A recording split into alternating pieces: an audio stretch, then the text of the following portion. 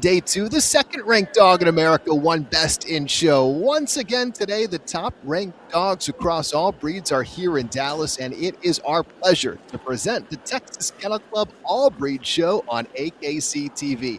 Hello, everyone, and happy 4th of July. I'm Callie O'Donnell, joined by Bill Ellis. It's day 3 of 4 at the Lone Star State Classic, and every year, Bill, this 4th of July weekend set of shows delivers. It sure does, Kelly. Happy 4th of July to you as well. We are excited to be with you all for a second day here in Dallas, Texas, as our first group of the day goes ahead and gets going. The Terriers are coming into the group ring now. These are the Terrier breeds that were mostly developed across the British Isles. There's a few exceptions, of course, and we describe them as being scrappy and tenacious because they had to go out and hunt the very tough vermin. It was primarily their job. Our Terrier group judge there is Scott Kellogg. Quick walk down the line for him to just get acquainted with the breed winners that were all judged earlier, all awarded best of breed, and get to move on here to the group stage of judging. Everybody trying to come out on top and earn their spot in Best in Show. And we will get started here with the largest of the Terrier breeds, the Airedale Terrier, of course.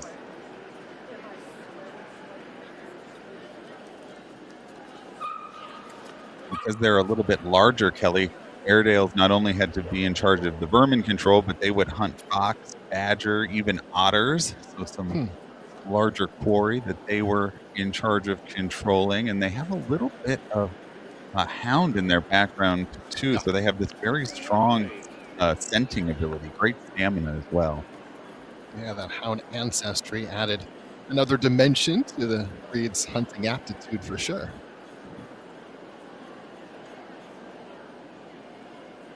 And we always try to mention the breeds that were developed here exclusively in America, but today feels even more appropriate on That's right. this Independence Day as we meet the first one of those American breeds. This is the American Staffordshire Terrier.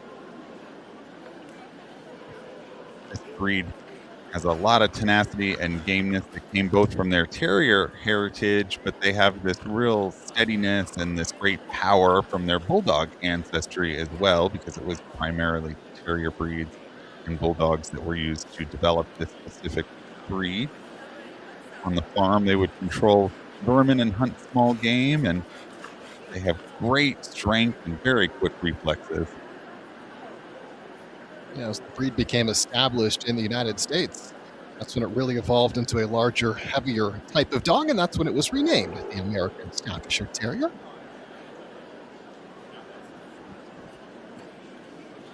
And one of the terrier breeds that was developed on the island of Ireland is the Kerry Blue Terrier.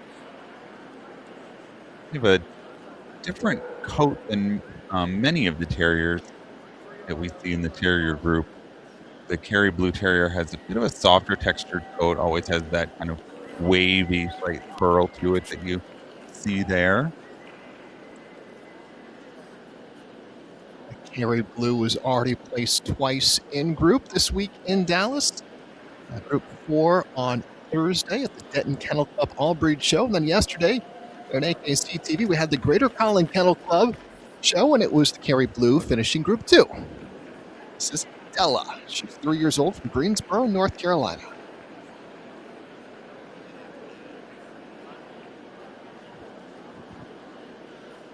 And here's a nice look at the Bull Terrier. Of course, we recognize them for that very unique shape to their head, that kind of egg shape, that gentle convex curve, and they should have small obliquely set eyes, but it's really their big personalities that set this breed apart. Developed back in the 19th century in England from Bulldog and Terrier crosses. Full of energy, very playful, have a great affection for people.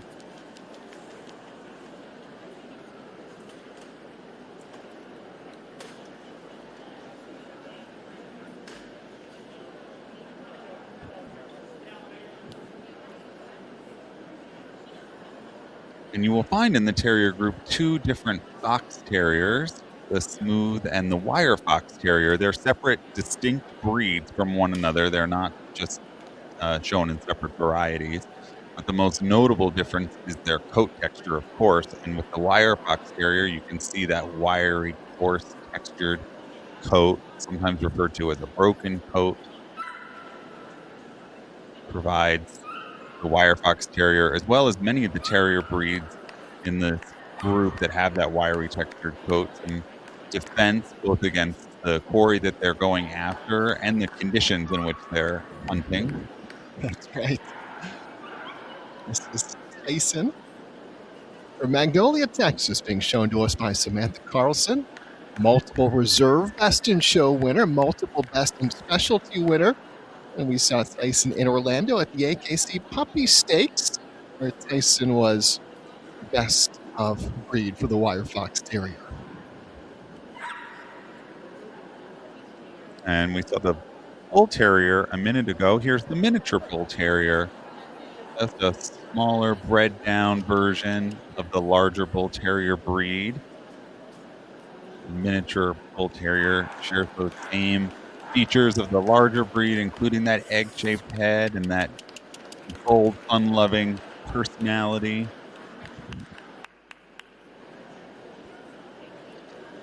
A miniature Bull Terrier can be white or colored.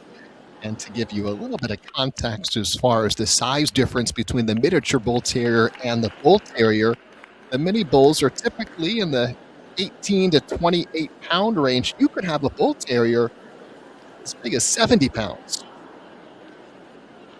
That's a lot of dog, for their size, both the larger Bull Terrier and the miniature Bull Terrier. As well, here is the Staffordshire Bull Terrier, good example, a medium-sized breed, but they're very muscular and powerfully built. So quite a lot of dog there for their size. The Staffordshire Bull Terrier gets their name because they were developed in Staffordshire, England.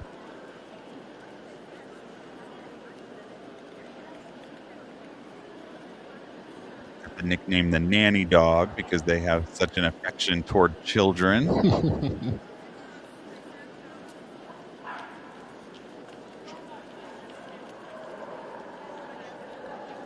Once known as the Bull and Terrier, the half and half, or even the Bulldog Terrier. First registered in the American Kennel Club in 1936. But then the American Staffordshire Terrier and the Staffordshire Bull Terrier were divided into separate breeds in 1975. And here is a look at the Smooth Fox Terrier. So if you think back to the Wire Fox Terrier that we saw just a few moments ago, you'll really notice the coat difference with the Smooth Fox Terrier having this shorter, smooth, flat-fitting coat. Both Fox Terriers bred to work out with the foxhounds on the fox hunt. And you'll recall if you watched any of our coverage yesterday that it was a Smooth Fox Terrier Wager who went Best in Show. This is a different Smooth Fox Terrier. Wager has moved on to compete at a different dog show for Saturday and Sunday. Wager, the Smooth Fox Terrier, is the #2 ranked dog in the country. Already more than 25 Best in Shows this year, and added another one yesterday here in Dallas.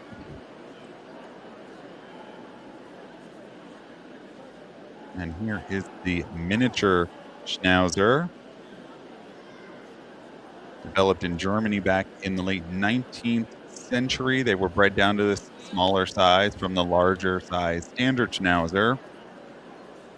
Very small, sturdy breed. They have that really expressive eyebrow and beard that give them that real distinctive look. Well, this is not the world-famous Baby Joe, but if you see a family resemblance, there's a reason why. This is Jolene, who is the Baby Joe's baby sister and won Best in Specialty earlier today. Nice. Love that. Baby Joe, the winningest family. Yeah, and Baby Joe, of course, the winningest miniature Schnauzer in breed history.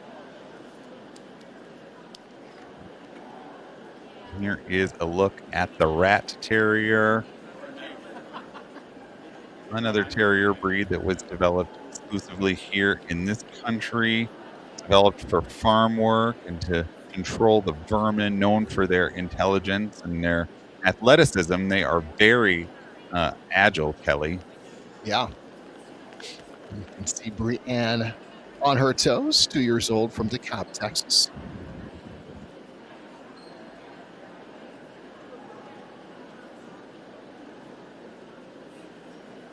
And next up is the American Hairless Terrier. And the American Hairless Terrier actually descended from the Rat Terrier. We almost always see them in this hairless variety, but American Hairless Terriers also do come in a coated variety. So you could have a coated American Hairless Terrier and really confuse all your friends. But big day for Wonka here, Kelly. Yeah, a memorable win and dedicated to his late owner. So today, Wonka won the breed from the classes. Remarkable feat. Wonka was owned by Destiny Mize, who recently passed away after a 2.5-year hard-fought battle with cancer at the age of 36. Her friends are dedicated to finishing Wonka's championship like she had hoped for. And what a giant step forward here in Dallas today. Oh, I'm happy they had such a successful day. Sad story, but it speaks to the great camaraderie and the dog show family that we often talk about, and how this community really does see themselves as one big family. This is the Cairn Terrier that's going down and back right now for our Judge Scott Kellogg. The Cairn Terrier is one of a handful of terrier breeds that were developed in Scotland. Very closely related to the West Highland White Terrier and the Scottish Terrier. At one point, those breeds came from the same litter, and then they were refined into the breeds we have today. So, for example, the West Highland White Terrier has to, of course, be solid white. So the Cairn can be any color except for white. That's right. For several years, the Cairns were actually shown as short-haired Skye Terriers until they were officially recognized as a separate breed in 1912 and gained AKC recognition a year later.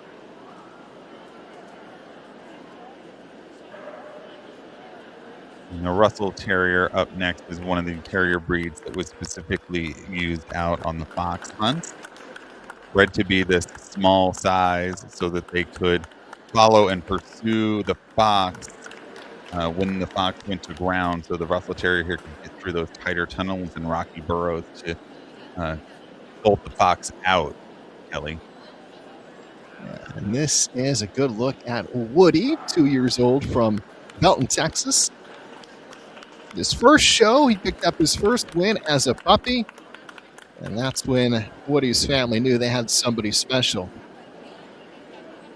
They said it wasn't their plan to get into the dog show world, the conformation world, the way that they have, but when they had a star like Woody, they said, let's go for it.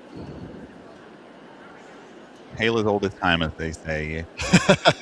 Hit a dog that has a little bit of success, you're going to get hidden by the bug, and you want to keep going. Yep. Here's a look at the Scottish Terrier. Another one of those terrier breeds from Scotland. Scottish Terrier used for fox and badger hunting. They're known for this kind of bold but very dignified, very mature temperament, Kelly. And this is Atticus from San Jose, California. Best of winners at a national specialty in California. Had some success at Montgomery County.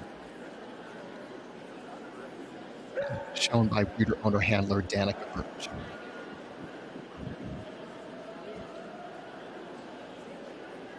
We've got just a couple of our smaller terrier breeds left in this terrier group, the Norfolk Terrier being one of them. Closely related, of course, to the Norwich Terrier, but the Norfolk Terrier has those drop ears used for hunting rats, rabbits, foxes. Norfolks would often work as a team to cover the entire farm and the stables. Their small size allowed them to squeeze into the tight spaces, and they excel at that work both above and below ground. Yep. A very loyal and affectionate dog. The breed is famed for its charm.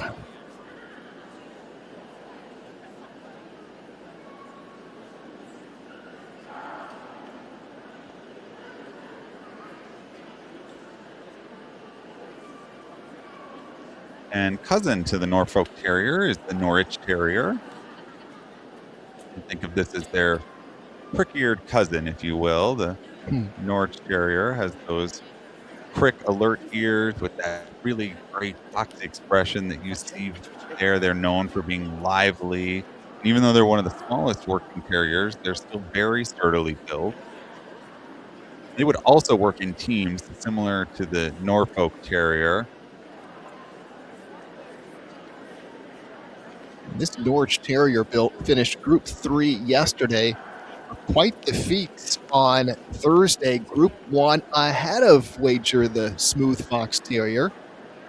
So anytime you get one up on the number 2 ranked dog in the country, it's quite a day at the dog show. And here is the Lakeland Terrier. The Lakeland Terrier originated in the Lake District of Northern England. That's how they get their name. And the farmers in that district would rely on this breed to help protect the sheep from the foxes that were after those sheep.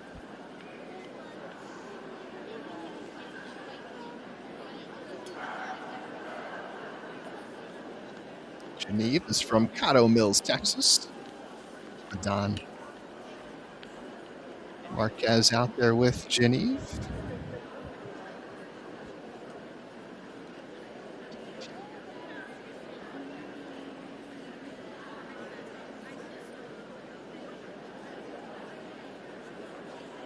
Next up is the Bedlington Terrier.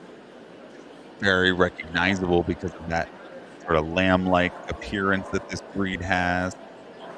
Should have that arched back, be very graceful when you look at them, but they still have that very, very tough terrier demeanor. Nice stretch there before they get going. Named for the English mining town of Bedlington.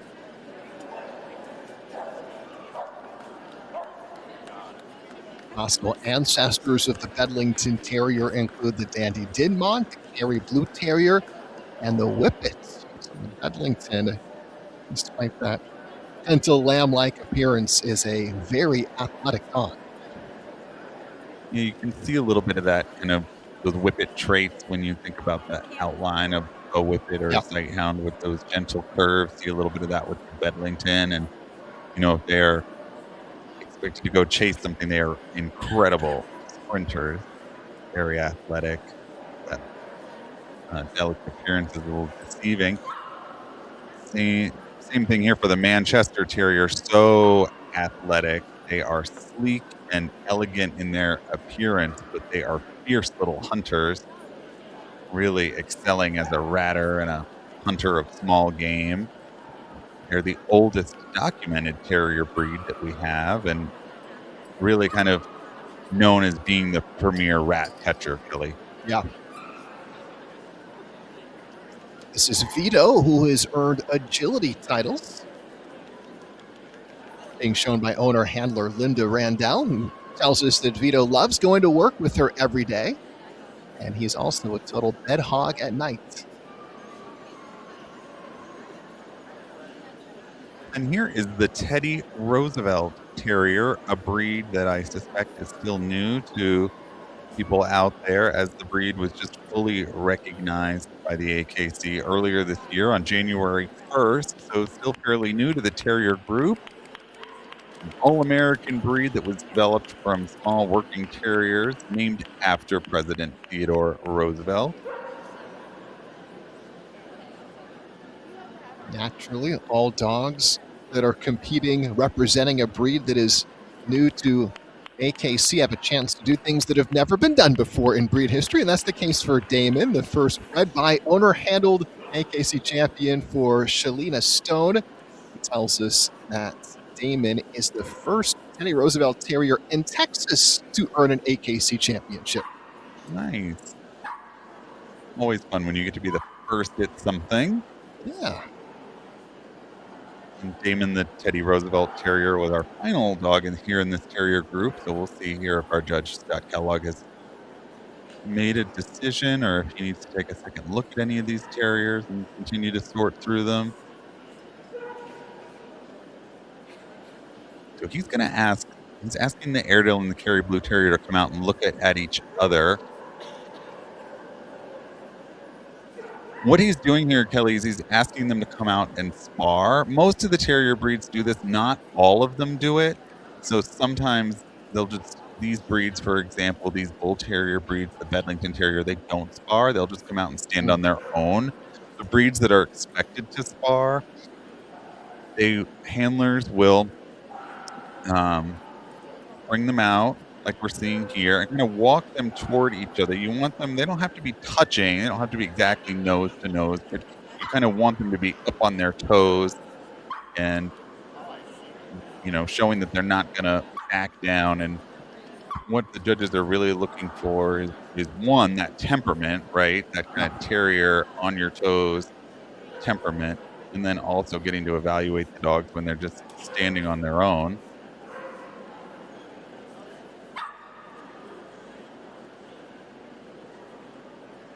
And Bill, for our judge, Dr. Scott Kellogg, is he choosing two terriers specifically to spar against one another, or is he just going down the line? He's pulling two out that are near each other in proximity to see how they handle each other. Yeah, that's what he's doing. So he's pulling the ones out that are close to each other that do spar, and then the ones that are kind of close to each other that are not going to spar. So the Karen, Scotty, Lakeland that we just saw there are breeds that do spar. So they came out and looked at each other. These other terrier breeds that are coming out now are breeds that don't traditionally spar, so they just kind of stand on their own. Mm-hmm.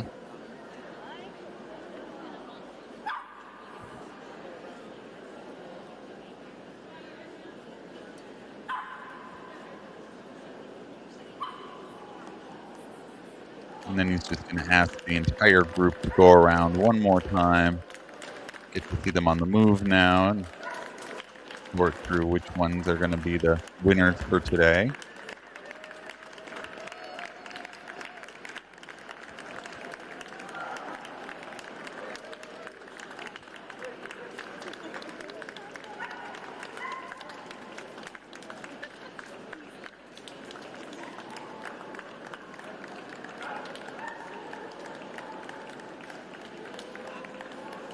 Scott Kellogg is a terrier breeder.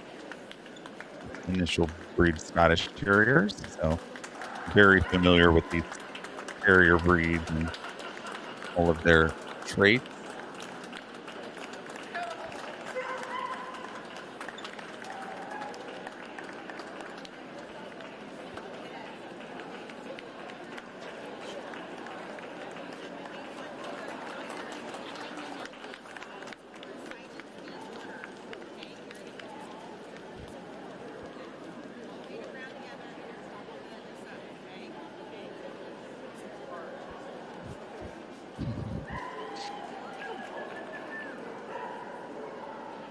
And he's pulling out some terriers here. He's got the Airedale, the Kerry Blue Terrier, and the Wire Fox Terrier that he's pulled out there.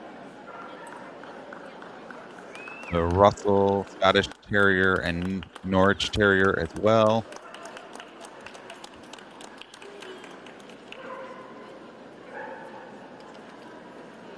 Remember, it was the Norwich that went in Group 1 on Thursday. Also has the Staffordshire Bull Terrier out there. So a quick short list here.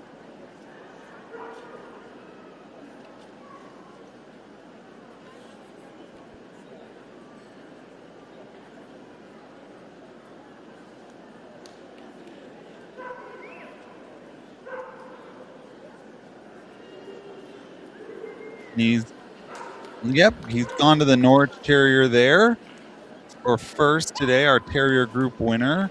Pulling out the Kerry Blue Terrier for second, the Airedale for third, the Wire Fox Terrier for fourth. So the Norwich Terrier, Kelly, going to move on to Best in Show. Our first group of the day underway.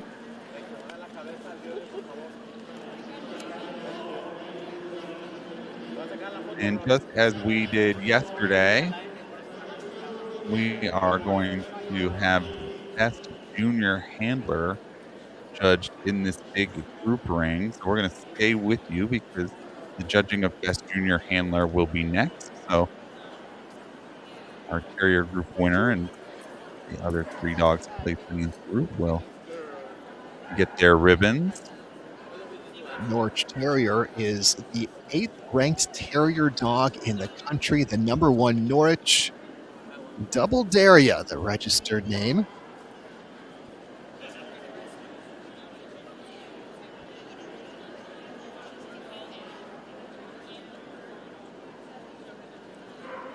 Five Best in Show titles for that Norwich through the end of May.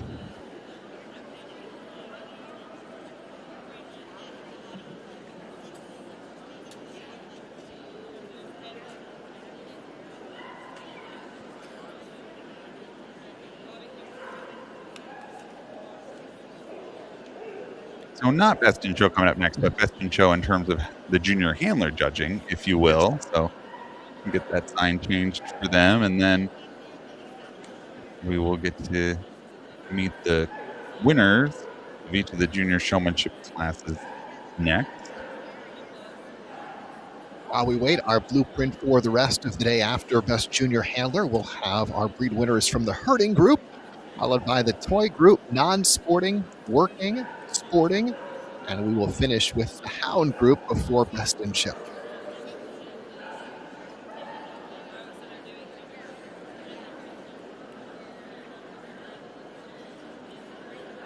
Total entry for today's show, 1,301. And here are our competitors for Best Junior Handler. All of these junior handlers were judged earlier in their individual classes. And these are the winners of each of those classes that get to come back and compete for Best Junior Handler. Normally, Kelly, it happens right after those classes are judged. With the organizers here, the Lone Star State Classic, do such a nice job of letting these youngsters get a chance to come back and compete in the big group ring and really kind of showcase this moment, which is great and really wonderful to see all of them compete. Absolutely. We love it as well. An opportunity to elevate these junior handlers. See them here on AKC TV. Emily Fish judging Best Junior Handler today. So she judged all of these youngsters earlier in their individual classes. And the classes are based on 2 things. One, age and kind of your win record, if you will. So you start out in the novice class. And once you have 3 class wins at the novice level, you then move into the open class. And each of those classes are divided by age as well.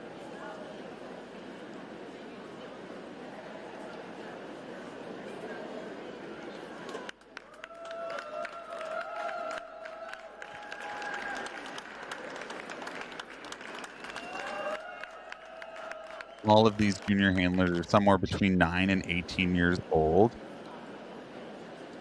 9 to 12 years old competes in what we call the junior class.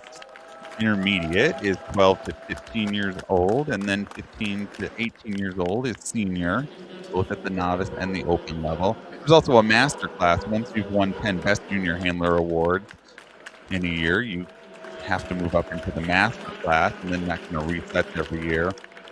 But what's most unique about this competition is that the quality of the dog is not being evaluated at all. It doesn't factor into any of the judging.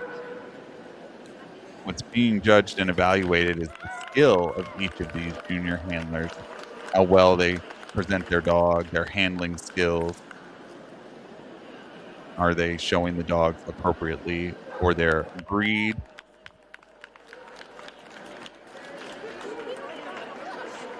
A couple of golden retrievers. And Bill, of course, these juniors, while in this competition they are competing in junior showmanship, they can also enter their dog in breed and compete in the confirmation portion of today's show. And it's not uncommon that we'll see a junior handler or 2 in the group ring. No, I think it's actually most common that most of these junior handlers will show their dogs at the breed level as well.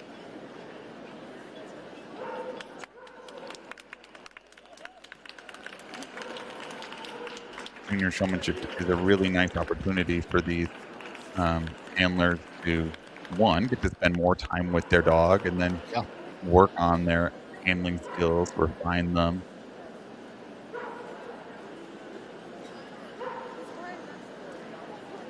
These wins throughout the year in junior showmanship also impact their ability to qualify for two pretty well-known dog shows.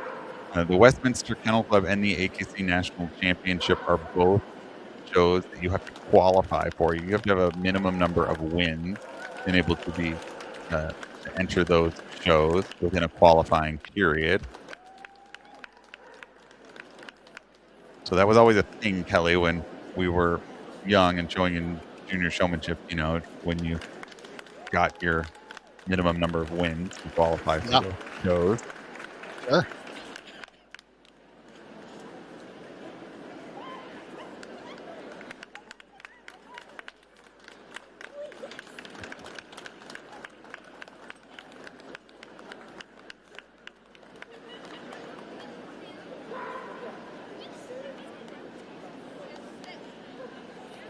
Lillian Ford with her dog Bennett.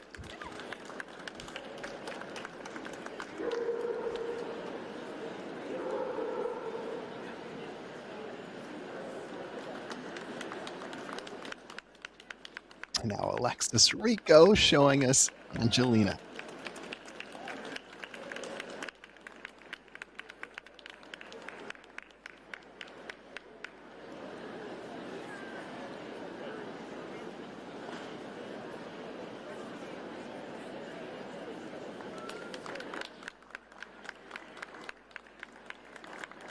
And Bill, this is their first ever dog show. Oh, what a great day. That's so fantastic. Yeah. So, not so unlike Best in Show, Best Junior Handler also gets a reserve. What's a little bit different is Best Junior Handler is awarded first, and then the competitor who was second place in that class gets to come back and compete for reserve. But there you go. Best Junior Handler today is the young man with his Chinese Shar-Pei. Awarded Best Junior Handler there by Emily Fish. And so the junior handler that placed second in that class, here you see her come in with her beagle. She gets a chance to come in and compete for reserve Best Junior Handler, Kelly.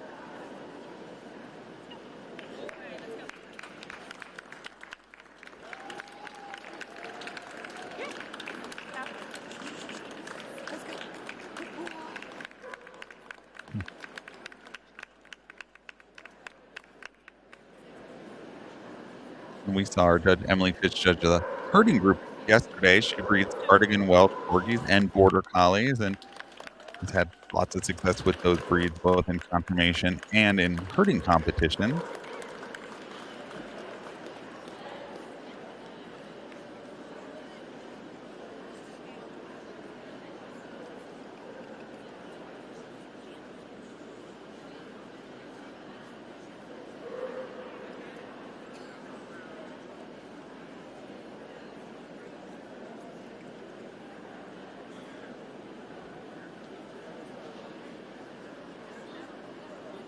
And so she will now award reserve Best Junior Handler, the young lady with her standard poodle.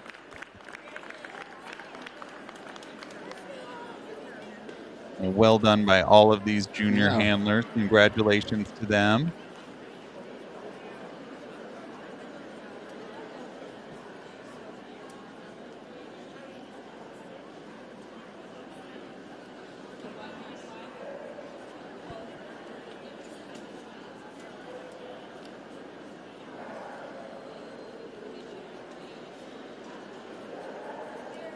Now And now we will get reset for our next group.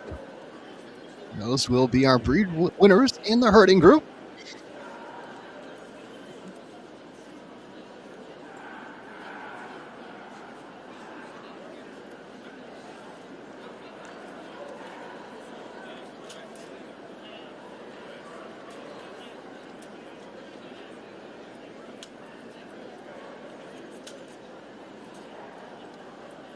bearded collie named James Dean has been tops in this group each of the past 2 days. And that beardy is back again today.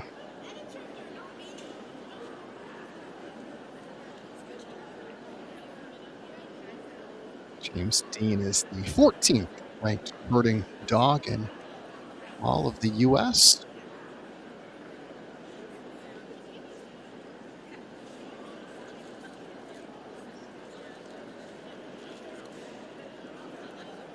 Held off a Shetland sheepdog, each of the first 2 confirmation shows, all breed shows of this long weekend in Dallas.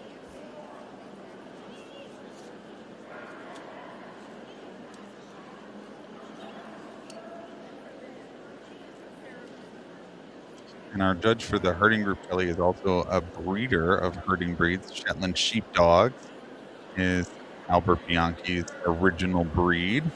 So he knows Shetland sheepdogs and, of course, all these herding breeds very well as we welcome them into the group ring here and they get a chance to make an initial lap around the ring.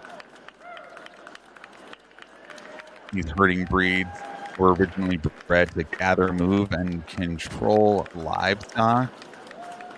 They do work in all sorts of different terrain and conditions in different parts of the world, and they are really noted for their intelligence, trainability, instinct, responsiveness.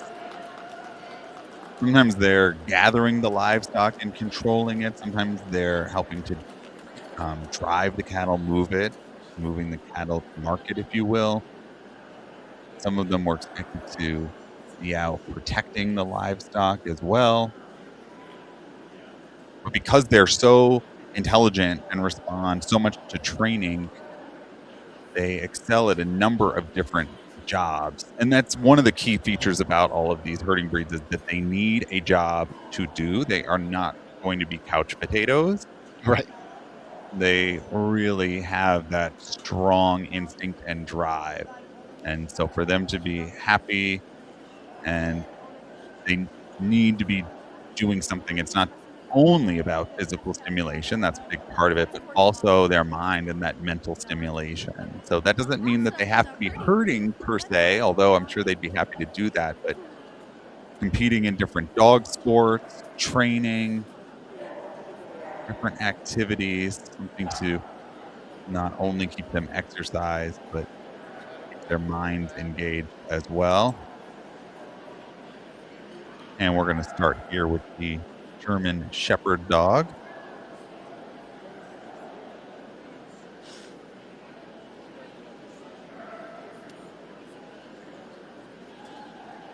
Such a versatile, intelligent breed. As a herder, they really work as a moving fence, kind of moving alongside the livestock to gather and drive them, ready to work all day. Of course, well known today for all of the other jobs that they do: police dogs, military dogs, search and rescue roles, guide dogs. Really, German Shepherd is up for just about any job that you can think of, Kelly. That's right. And this is Stretch from Sand Springs, Oklahoma. Just 8 months old. This is his first time to go winner's dog and best of breed.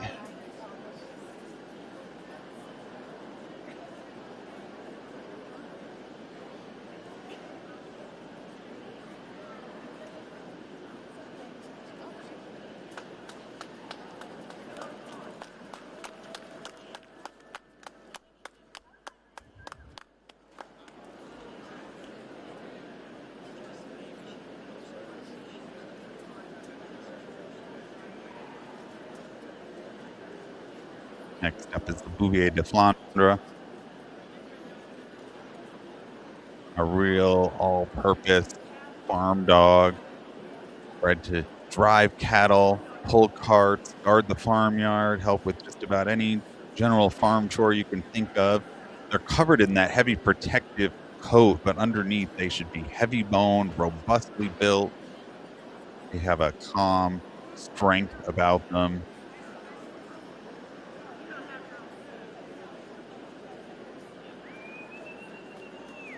Bouvier can be seen in shades ranging from fawn to black, including salt and pepper, gray, and brindle. The first breed standard was drawn up for the Bouvier in 1912 in its homeland of Belgium, and then first seen in the United States in the 1920s. The farmers and cattle merchants in southwest Flanders used these large, rough-coated dogs to help drive their cattle, and it was really an amalgamation of those dogs that became refined into the modern Bouvier de Flandre that we have today. And next up is one of the French herding breeds. This is the Beauceron. The Beauceron is, or was, expected to move very large herds of sheep, Kelly, 200 to 300 sheep at a time from field to field, and then also were expected to protect them from predators. They were later used as military and police dogs in France. So they should be large, powerful, have great stamina, but also be very steady workers. Yeah.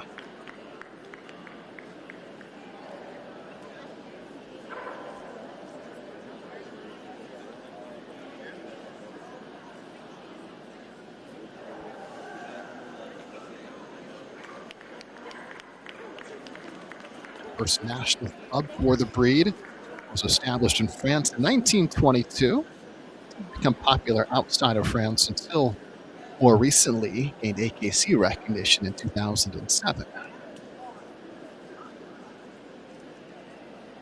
And here's one of the Belgian herding breeds. This is the Belgian Malinois.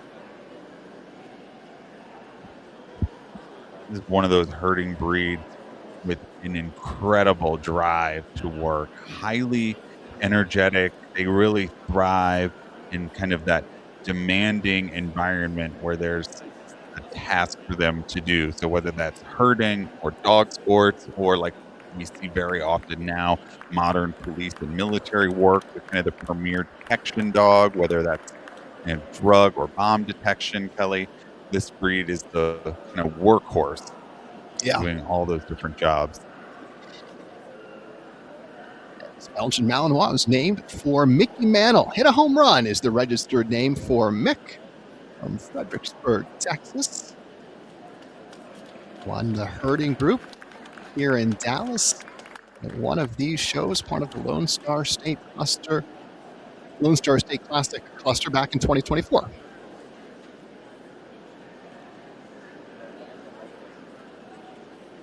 And here is the bearded collie, Kelly, you mentioned at the top of this group, the success the bearded collie has had so far this week in Dallas, Texas. One of Britain's oldest breeds. They were bred to work long days in the Scottish Highlands.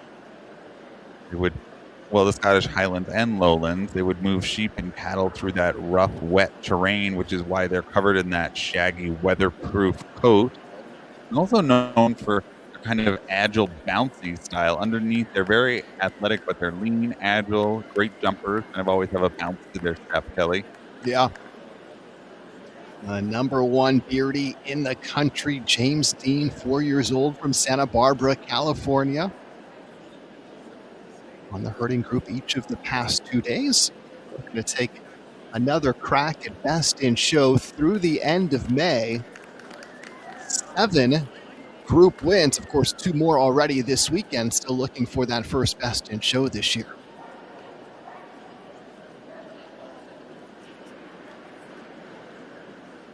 The Canaan dog is an ancient breed from the Middle East. This is the dog of the Israelites, dating all the way back as early as 2200 BC.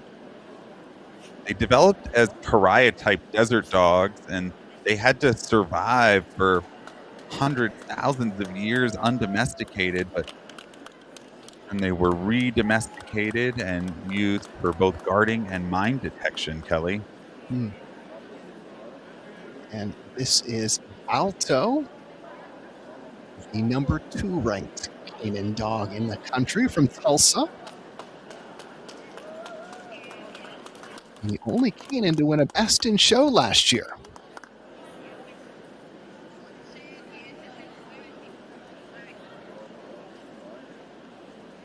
Here's a look at the Australian Shepherd.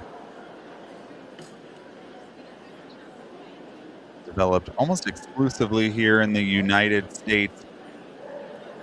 They used dogs brought to the United States via Australia, originally with the Basque Shepherds from Spain. The modern Australian Shepherd is really an American breed known for being energetic and agile.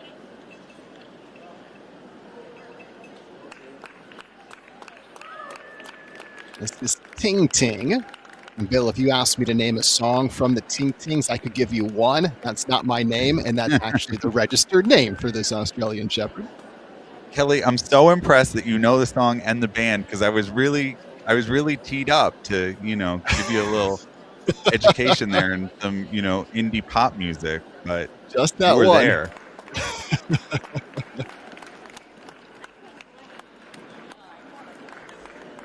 You won't ask me to sing it. I will, just when our mics are down. Right. I won't do that to you. Yeah. And another one of the Belgian herding breeds is up next. It's not the Bergamasco sheepdog, forgive me there. It's the Belgian sheepdog, always solid black with that longer double coat. Another very versatile herding breed.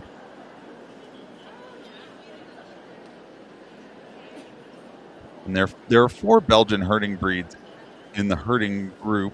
You don't always see all 4 of them at every dog show, but really what separates them most distinctly is their coat type, which is why we talk about Belgian sheepdog being solid black, longer, double coat, etc., because that's one of the most distinguishing features among those Belgian herding breeds, Kelly.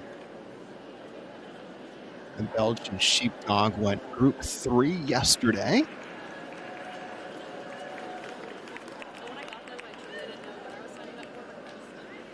There's a different Belgian sheepdog. This is Jada, 6 years old, from Austin. And here is the rough collie. We have the rough and the smooth collie in the herding group. Exactly the same breed, but they're shown in 2 different varieties based on their different coat types. The rough collie has that thick, abundant double coat. It was only really in the early 19th century that people took notice of the collie breed, and they kind of became a consistent type. They're great herders, of course, but they're really known for being a very gentle breed, should be graceful in appearance, have that soft, wedge-shaped head, Kelly, and that very soft expression as well. Coyote is 4 years old, from Pennsylvania. Number 1 in the breed each of the past 2 years. And won the People's Choice Award at the Collie National this year.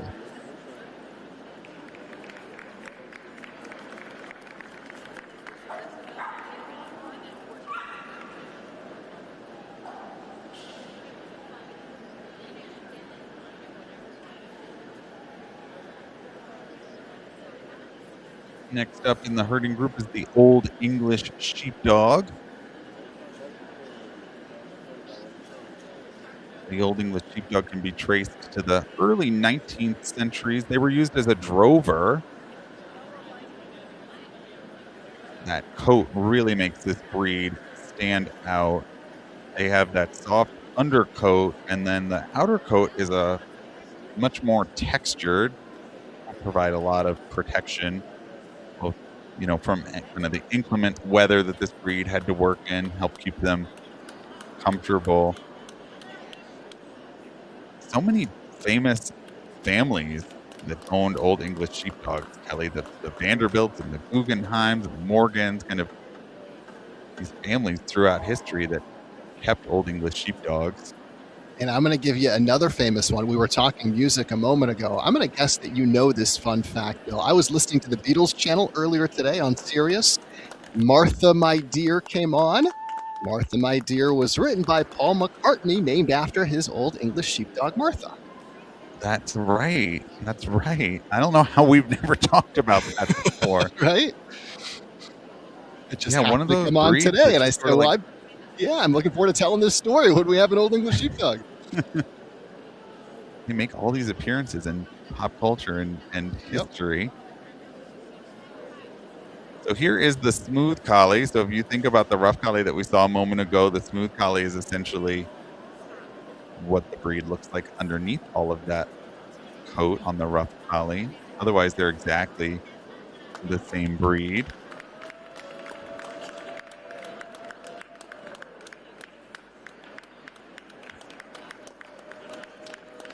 Z is the number 2 smooth collie in the country, and just limited showings this year has accumulated enough points to be among the top collies in America. She's 3 years old from Manville, Texas.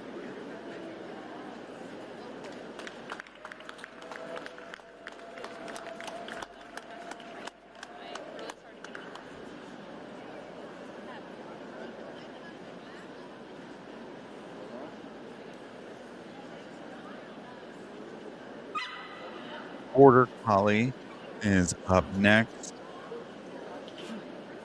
Breed gets its name because they were developed in the border region between England and Scotland, known for being exceptional herders, incredibly smart. Their instincts are unbelievable, but they are so trainable as well. When they herd, they kind of drop their head slightly and sort of level out, which you'll see when they're on the move. Even in the show ring, they mimic that movement.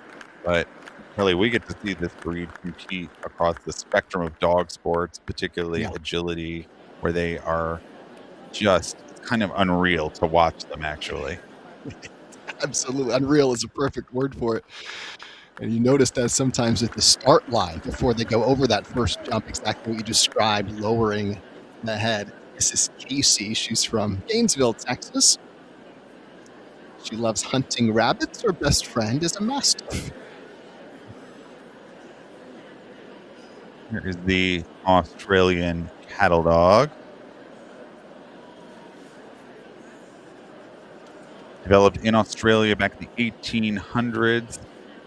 Developed to be a hard-working, quiet cattle drover that could also withstand the extreme heat in the Australian outback.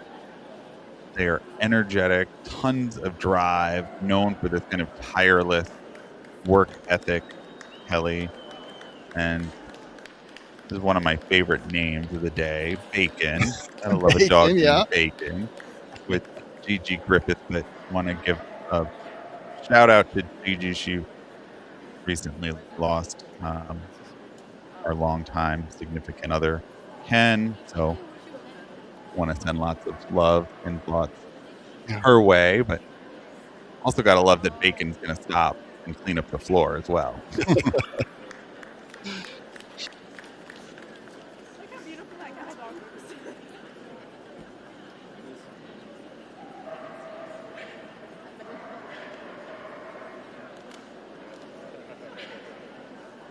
And next up is one of the herding breeds from Hungary. This is the Puli, closely related to the other Hungarian herding breeds in this herding group, the Moody and the Pumi as well. But the Puli is really distinct because of that corded coat. Their coat will start to cord when they're youngsters, and then as they get older, those cords just get longer and longer until they start to reach the floor like we see here. Underneath those cords, they're very nimble and agile. They should be very light on their feet when they're on the move, Kelly. Yeah. You mentioned an ancient breed of Hungarian sheepdog. It was in the 17th century the Puli was bred with newly introduced herding breeds from France and Germany. And that led to the Puli of today. Actually nearly disappeared as a distinct breed, but was revived in the early 20th century and AKC recognition in 1936.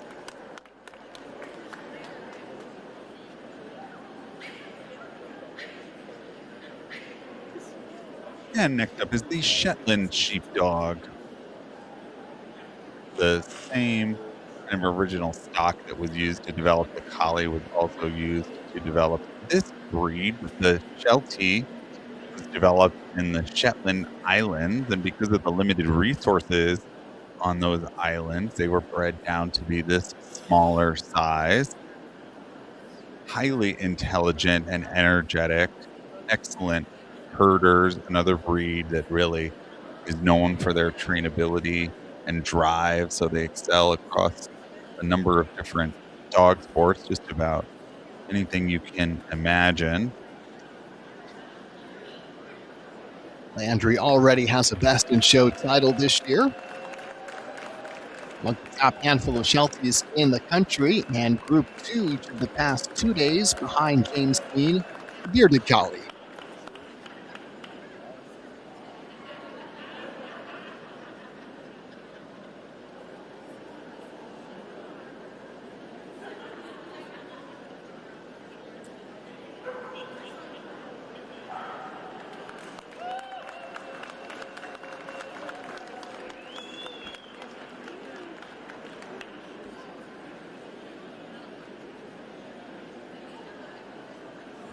The miniature American Shepherd is more of a newly developed breed. They were developed in California around the 1960s. They were bred down from the larger Australian Shepherd to be this smaller, more compact size. And they were developed to be that size so that they could work on herding smaller stock like sheep and goats. They still retain all of the energy and drive and intelligence of their larger Australian Shepherd cousins, Kelly. Yeah.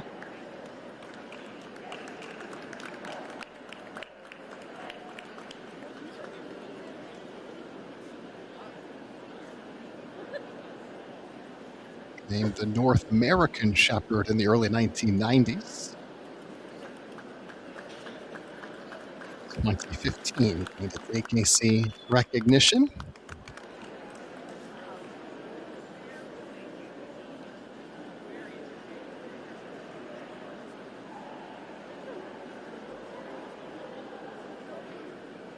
And here's a look at the Moody, or the other Hungarian herding breeds. Medium size, closely related to the Puli and the Pumi, but there are some German Spitz type breeds that were also used to develop the Moody, which gives them some of those Spitz-like traits. Known for their versatility, they work with sheep, cattle, even served as watchdogs. Should have a wavy coat and prick ears that give them that very distinct look.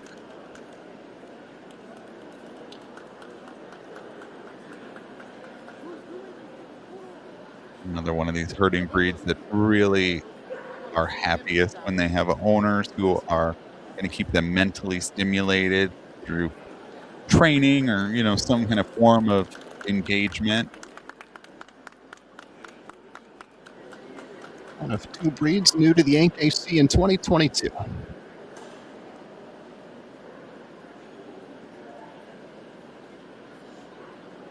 And we're toward the end of the herding group when we start to see the corgis, Kelly, are some of our smaller herding breeds. The Cardigan Welsh Corgi is up first.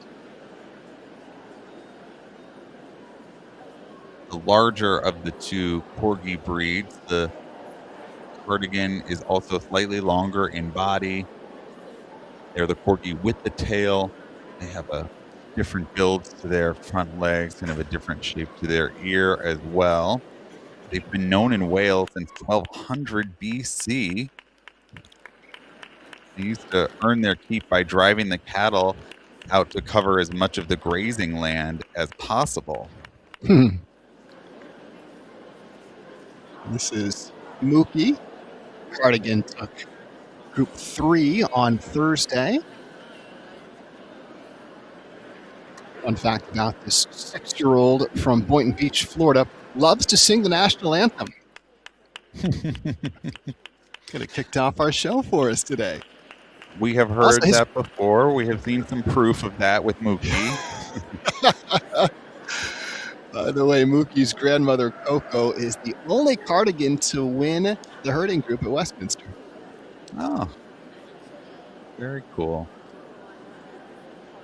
And here is the Pembroke Welsh Corgi.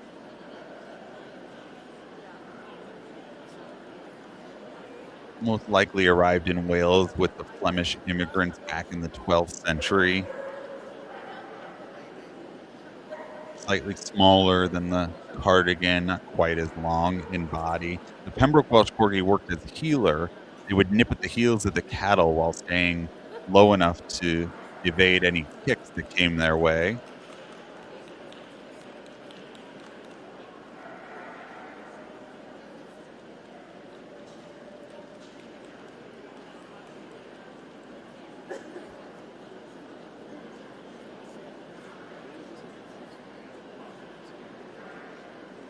Be alert, have a very foxy expression.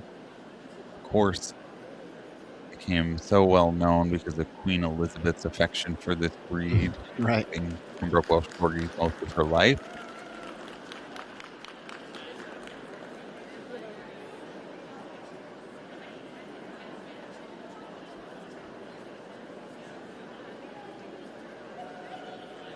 And I believe our final competitor here in the herding group is this Swedish Valhund.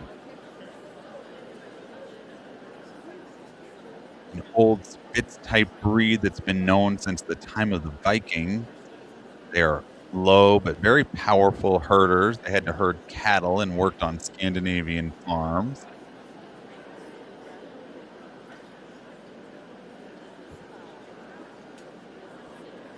And they have these harness-like markings, Kelly. So there, when you see them from the side, you can kind of see the markings that the Swedish Valhund has that kind of mimic as if they were mimic the appearance if they were wearing a harness.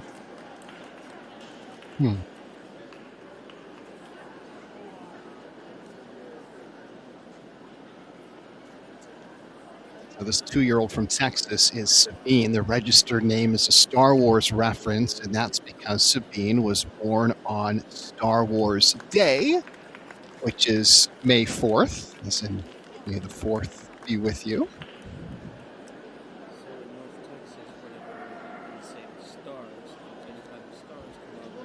All right, so Al Bianchi here has had a chance to judge all of these herding breeds.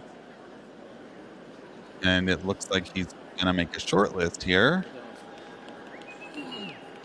Pull out some favorites to have another look at. He's asked the Bouvier de Flandre to come out.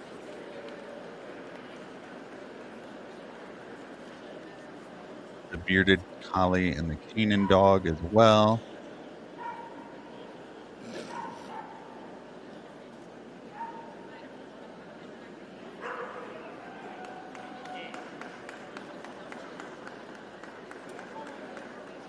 That's the Shetland Sheepdog and the Cardigan Welsh Corgi and the Australian Cattle Dog to join them as well.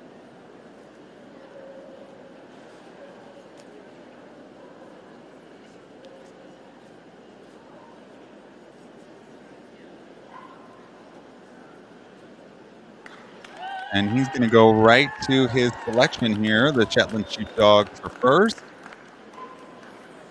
followed by the Australian Cattle Dog there for second, the Cardigan Welsh Corgi for third, the Bearded Collie for fourth. So the Shetland Sheepdog going to move on to best in show, Kelly. A new winner from the herding group today, advancing.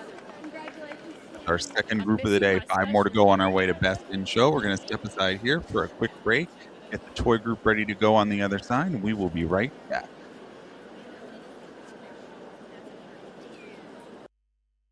Do do do do do do do do do do do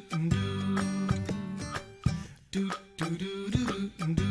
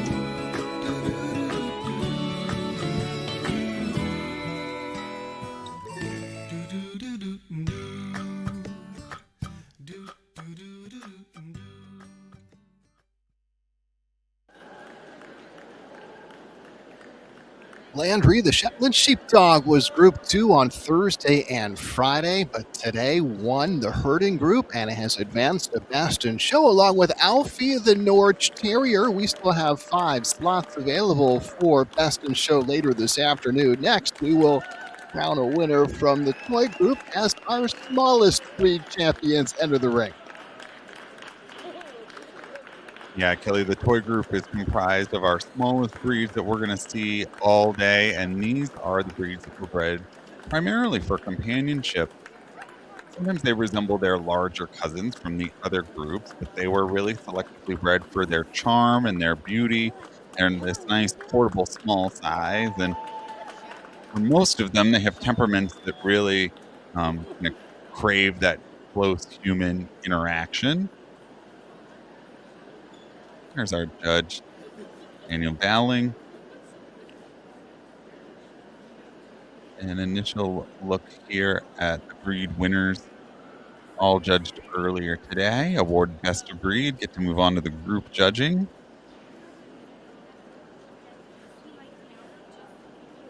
These toy breeds are also known for their bold, alert, energetic personalities.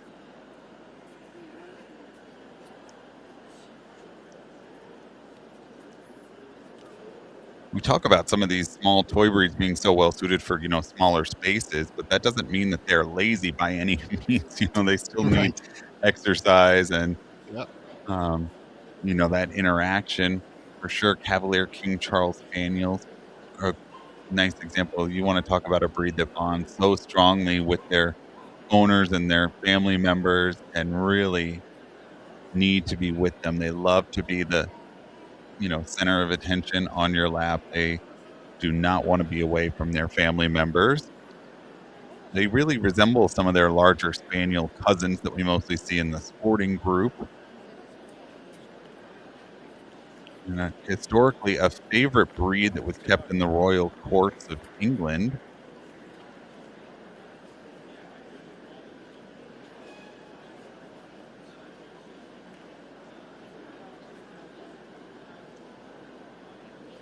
They should have large, expressive eyes and a tail that is sort of constantly wagging.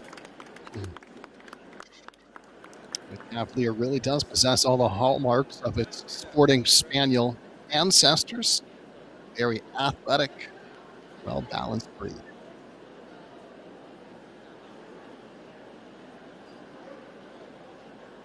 And we're going to see a number of sight hounds when we see the hound group later. But here in the toy group, we have the Italian Greyhound, really known as the smallest member of that sight hound family. They have this small, more delicate appearance, but they are incredible sprinters. They should be elegant and sleek, dignified, have those gentle curves reminiscent of the larger sight hounds, just like we're seeing here with this Italian Greyhound.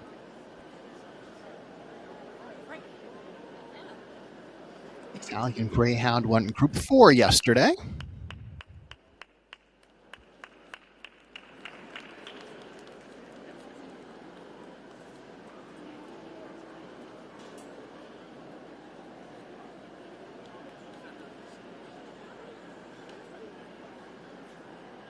Papillon is up next. Incredibly alert, smart, trainable little breed. Known for those distinct ears that give them that butterfly appearance. This is a breed that also makes a lot of appearances in old artwork, rare old paintings and tapestries. And they're named Papillon, Kelly, because Papillon, of course, means butterfly in French because of those ears. They come in a drop-eared variety as well, known as a Phaline, which means moth. Until the late 19th century, the Papillon was almost exclusively seen with the drop ears. The breed first came to the U.S. 1907.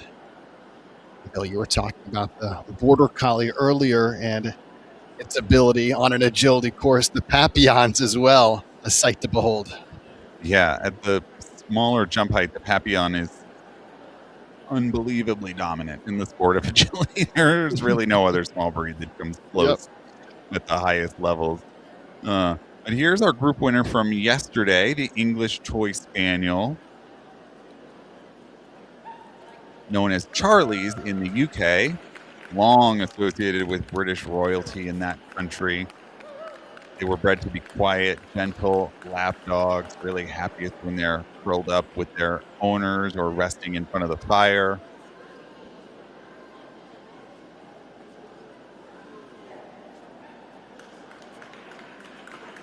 Our own English Toy Spaniel, as we mentioned, Group 1 yesterday after going Group 2 on Thursday.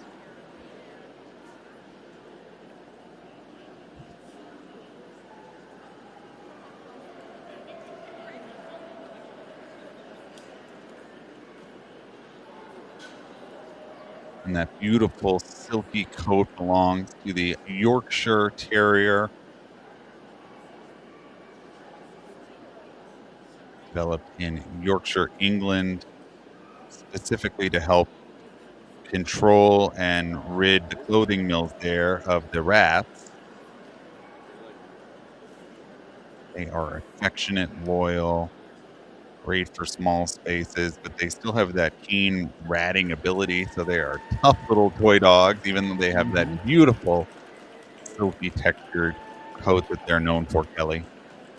Presley is the only Yorkie to win Best in Show at an all-breed show so far this year. It happened just a few weeks ago. Presley is a two-time national specialty winner.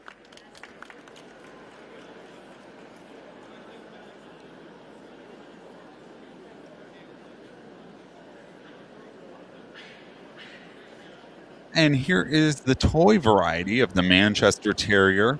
We had the larger standard Manchester Terrier in the toy group. The smaller variety here is in the toy group. Otherwise, they're exactly the same breed, just different sizes. Despite their smaller size, the toy Manchester Terrier still retains all of those tough terrier qualities, and the breed is really known as the premier rat catcher. Yeah. They should have that racy outline, very alert little dog, but as companions, Kelly, most happy when they're on something soft and under a blanket if the temperature calls for it. This is Toro, handled by Rich Misovich from Colorado Springs. We asked Rich to tell us something about this breed, and he articulated exactly what you described. Really said that this breed is a terrier personality in a toy-sized body.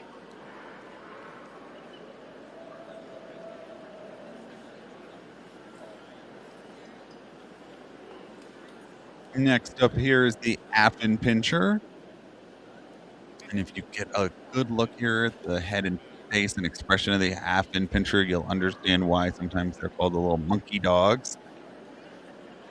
Affenpinscher actually translates to monkey terrier in German. And this breed, another terrier-like toy breed, used to work in the barns and the stables to help control the vermin, but then kind of charmed their way into the house and then didn't leave. Great little family companions in the house.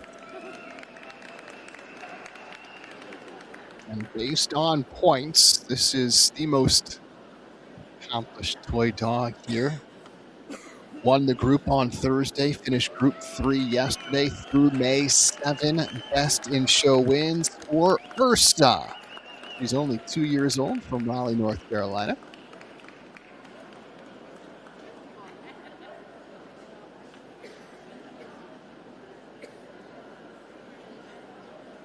Next up is the Havanese, an old breed, probably originating in the Mediterranean, likely on the island of Malta. But the short story is they made their way to Cuba, and that is kind of where they found their permanent home. So they are really known as the breed from Cuba. They became very popular there with the wealthy. And you want to talk about a breed that is full of charm. Yeah. I think a Havanese could convince even the most solid cat lover to bring a dog into their life. This breed For is sure. just so affectionate. Yeah. Also very attentive, responsive to training. Do well in dog sports. Wonderful therapy dogs.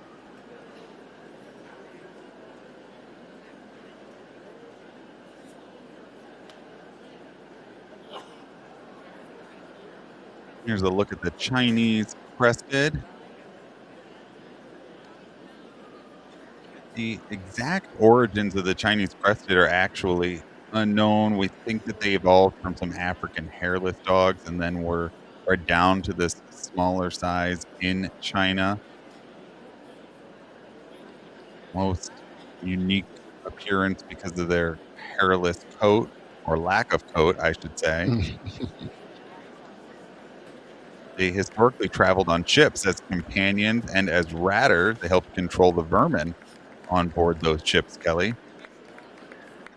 And this is Gigi, 2.5 years old, from Fort Lauderdale.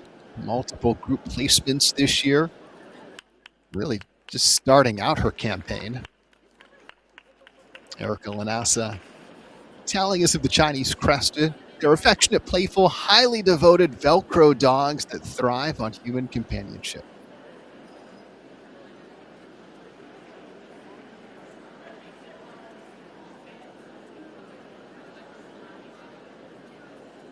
The pug is usually often called the largest breed in the toy group because even though they're the small size, they just pack a lot of punch in that small size. One of the oldest of all breeds.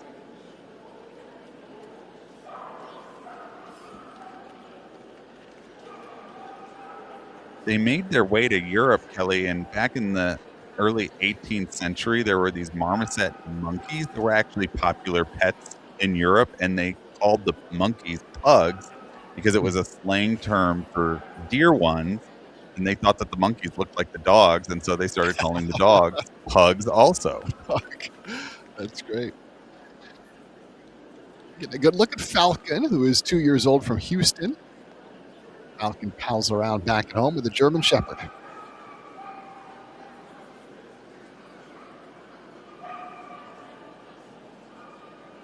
Another older breed in the toy group that originated from China is the Shih Tzu, a popular breed with the royals in China for over 1,000 years. Of course, in the show ring, they have that beautiful flowing coat. Underneath that coat, they're quite sturdily built. They should have a broad head, large dark eyes, and have that kind of overall regal appearance.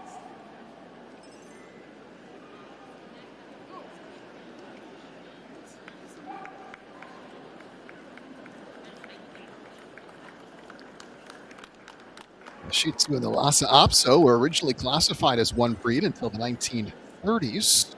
The Shih Tzu today ranks as one of the most popular toy dogs in the country. 21st.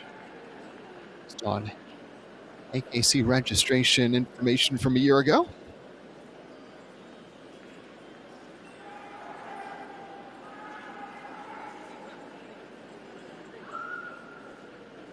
The ancestors of the Pomeranian were much, much larger than the little breed that we have today, but they were bred down to this small size to be portable little companions.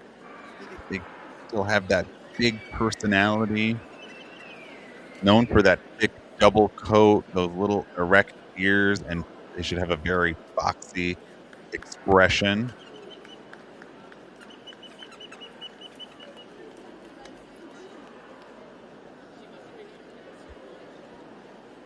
Along with the Cavalier King Charles and the Yorkie, another one of the more popular toy breeds, the Bob.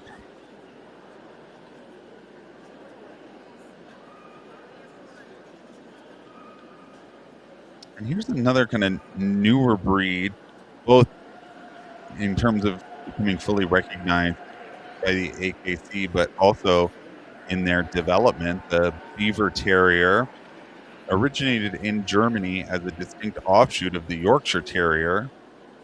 Breeders were focused on this unique tricolor pattern, white, tan, and blue, bred primarily for companionship. They could have a charming personality. They're very playful and lighthearted.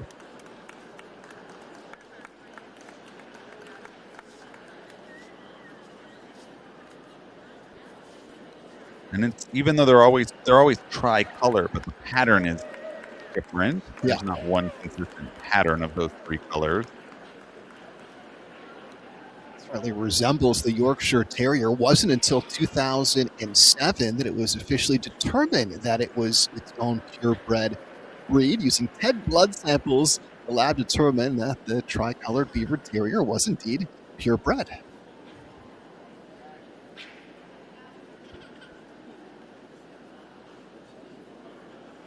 Here's a look at the Maltese. You see our judge, Daniel Dowling, brushing the coat of the Maltese. That's because the texture of that coat when judging them is very important. So you'll see judges use the handler's brush to brush through that coat. The single coat should be very silky in texture. So when you brush through it, like, to sort of just like fall back on itself, Yeah. if you will. Another breed bred solely as a lap companion. Their coat is always this beautiful solid white that we see here. Should have very dark, expressive eyes. You can see that little playful personality and why this breed is so charming and has been such a popular companion. Popular companion in Europe for a long time before the breed made its way to the U.S. Were rare in America until the 1950s.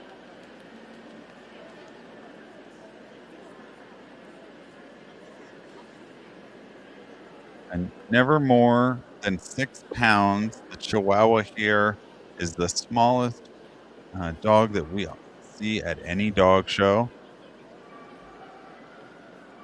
And we have the smooth coat and the long coat Chihuahua, exactly the same breed, but shown in those two separate varieties based on their different coat types. Otherwise, they're exactly the same. There's a good look at kind of that apple dome shaped head and those large, expressive eyes.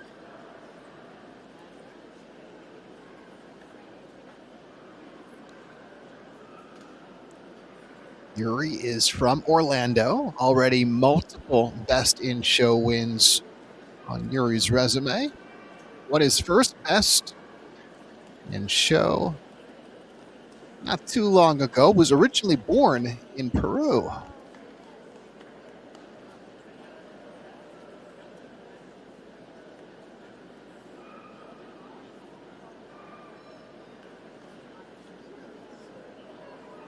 And here is the long coat Chihuahuas. You can see the difference in the two different coat types between the long coat and the smooth coat.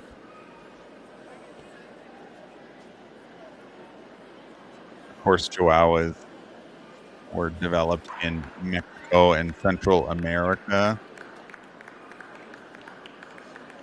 They actually appear in numerous stone carvings, and there are even mummies of Chihuahuas that have been found in ancient burial sites in Mexico and Central America. Fendi is from Atlanta. She's 4 years old, a Best in Show winner. And when she's not in the show ring, she's happiest lounging on the couch, watching Real Housewives and eating popcorn. They're just like us. That's right. Here's the Russian toy. This little toy breed has lineage that dates back to the Russian aristocracy, known for being active and cheerful. They were developed in Russia from small European toy spaniels and terriers. They come in a smooth and a long-coated variety. This is the long-coated variety. They're delicate, fine-boned, but should be very animated.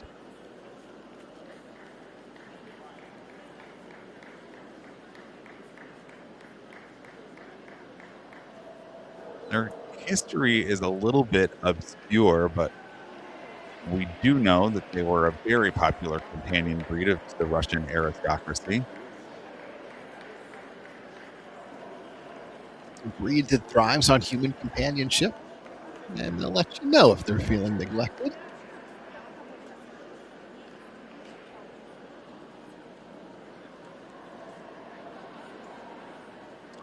Next up is the Japanese chin.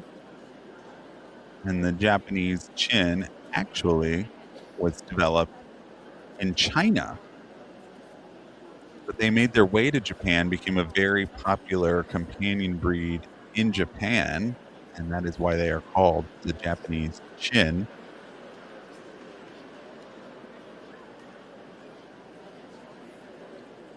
Should be very dignified, almost royal. Chin actually means royalty in Japan. Believed to be a relative of the Pekingese. It can either be shown in red and white or black and white, as we saw there.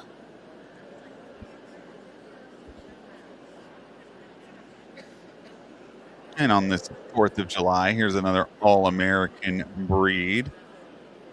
Also representing very well the patriotic look there for today, the toy fox terrier, developed exclusively here in America.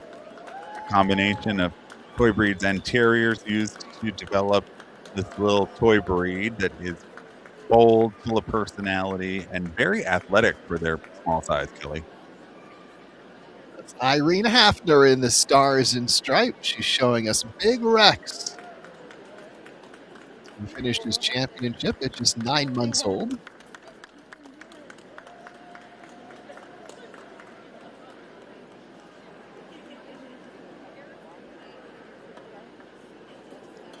And our final breed here in the toy group is the Pekingese.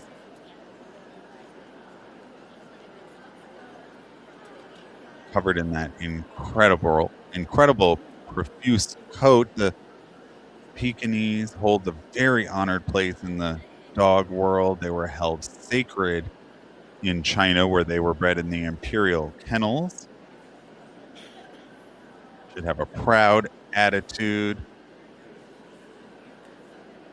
That lion-like mane is such a hallmark of this breed, and when you see them on the move, they should have kind of a roll to them.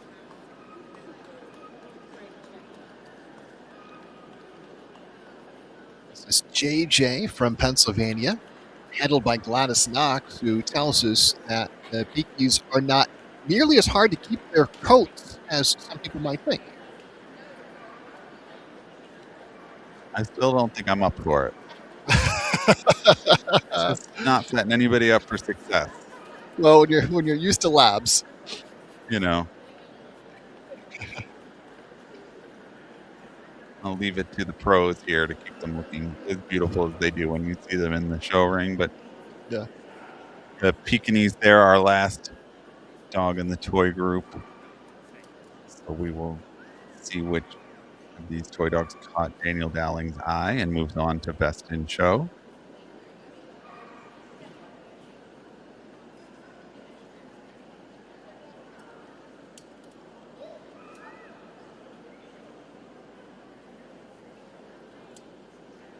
We've had 2 different dogs win so far in Dallas, right, Kelly? The English Toy Spaniel won yesterday. The Appin Pinscher won the first day. So that's right. see if somebody can repeat, or maybe yet different toy dog advances to Best in Show.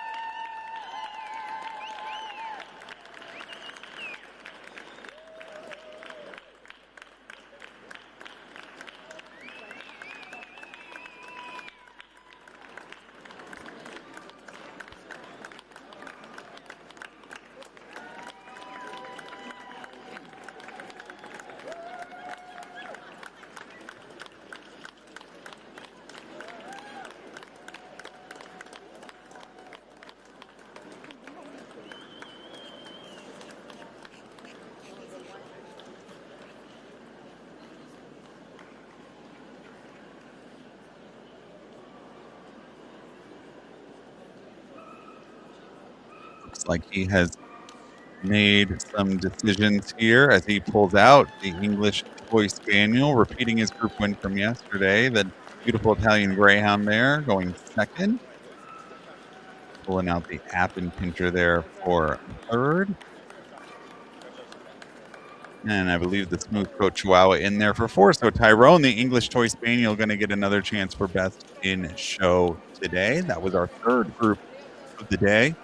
The non-sporting group is coming up next. We're going to step aside for a quick break here, and we will be right back.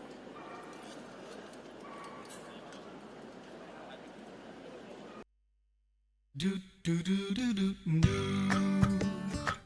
do do do do do do do do do do.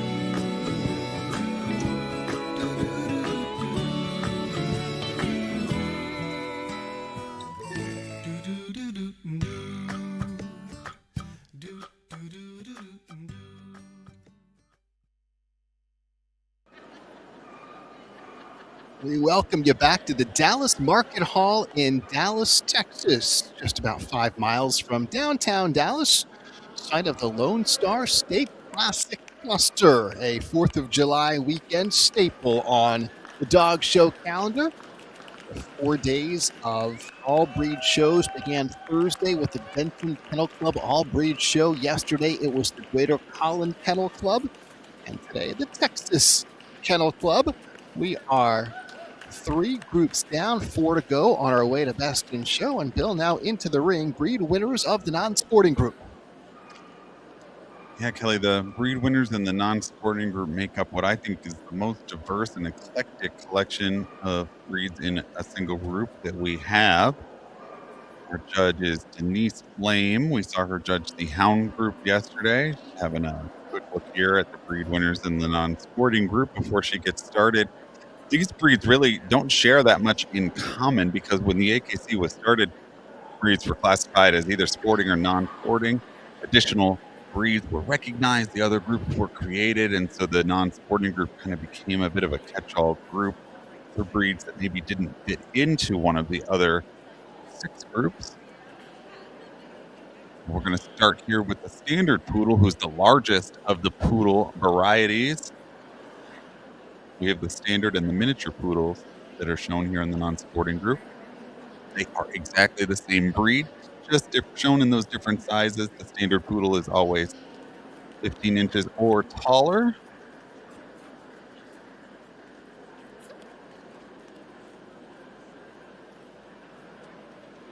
This is Hercules, who we saw representing the standard poodle yesterday. From Norman, Oklahoma, placed in AKC Obedience and the AKC Obedience Classic in 2024, as well as the AKC Rally Nationals in 2025. That's The top amazing. 10 standard poodle. Yeah, it is. You've got to qualify for both of those events, so that's no joke. That's fantastic, competing in those different sports. Here is the Dalmatian. We're famous for that spotted coat. So recognizable. They're actually born white. When they're puppies, those spots begin to form, and they can be either black or liver colored.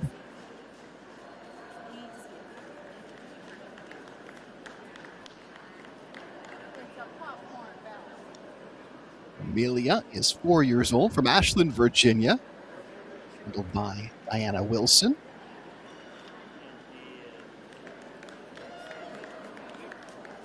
You can really tell when the Dalmatians on the move that they were developed to be endurance athletes running alongside the carriage. They're very efficient movers. As we meet the Xoloitzcuintli, an ancient breed from Mexico, one of the oldest and rarest breeds that we have. Still to this day in some remote villages in Mexico considered to be a healer, but they serve as a guard dog and a companion in Mexico and here. Known for their calm, very tranquil temperament, they can be kind of aloof around strangers. They're very attentive, very watchful, because one of their jobs is being a guard dog. You know, they can be a little questioning of strangers. That's fair. We often see the Xolo in black or gray or slate. It can be red, liver, bronze, with or without white spots and markings. Here is the Chinese Shar-Pei, another ancient breed. We know that the Shar-Pei has existed for centuries in southern China. The term Shar-Pei translates kind of roughly into sandpaper-like coat because their coat texture is rougher, very unique to this breed.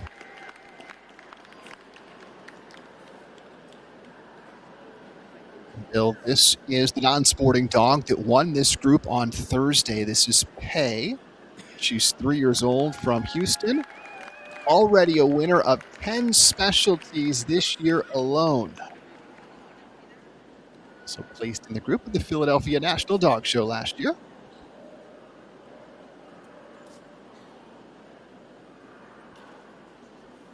And that beautiful, abundant coat belongs to the K-Sound, a national dog of Holland, known for that plush gray and black coat and their face and expression, which should be very fox-like.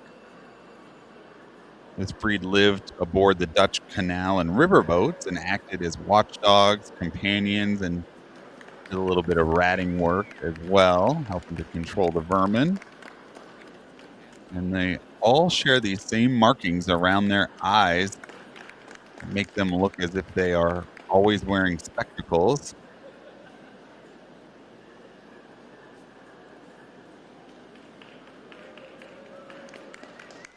You mentioned, Bill, that the K-Sound is the national dog of Holland.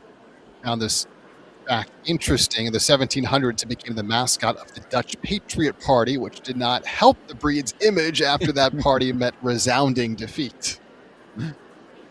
Yeah, doesn't work out well for the dog's breed fault. when you're associated with something that isn't successful. That's right. Here is the Tibetan Terrier, bred to be companions in the area of Tibet. Happy, outgoing dogs that were considered family members in their native Tibet.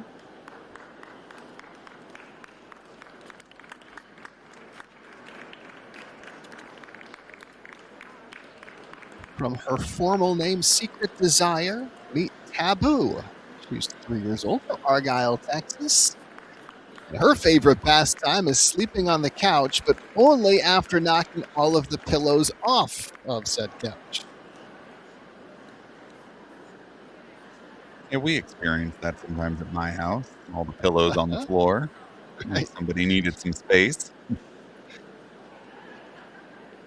Here is the American Eskimo dog. One of the Nordic breeds. They're nicknamed the Esky. They actually trace back to the German Spitz type breeds. They're not an American breed. Naturally alert, very smart and trainable. Should have these bold, sparkling personalities, Kelly. This is the number 2 Esky in the country, named Bronx, and hails from New York City. Harper the handler. Bronx was best of breed at Westminster last year, also a national specialty winner.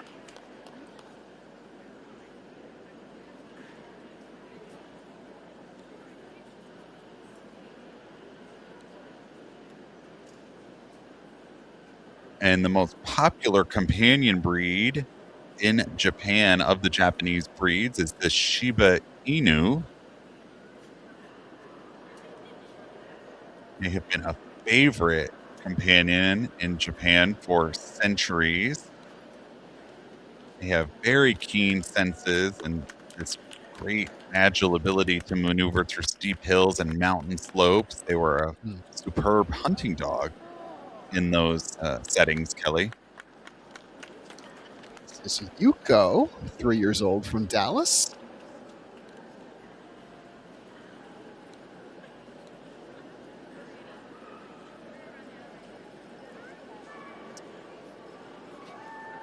And here is our group winner from yesterday, the Bichon Frise. So, white powder puff of the non-sporting group. The breed originated in the Mediterranean area.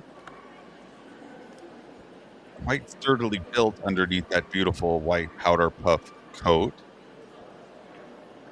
This breed would actually travel with the sailors and the merchants around the Mediterranean, and it helped them become a favorite in different countries like France and Spain, Kelly.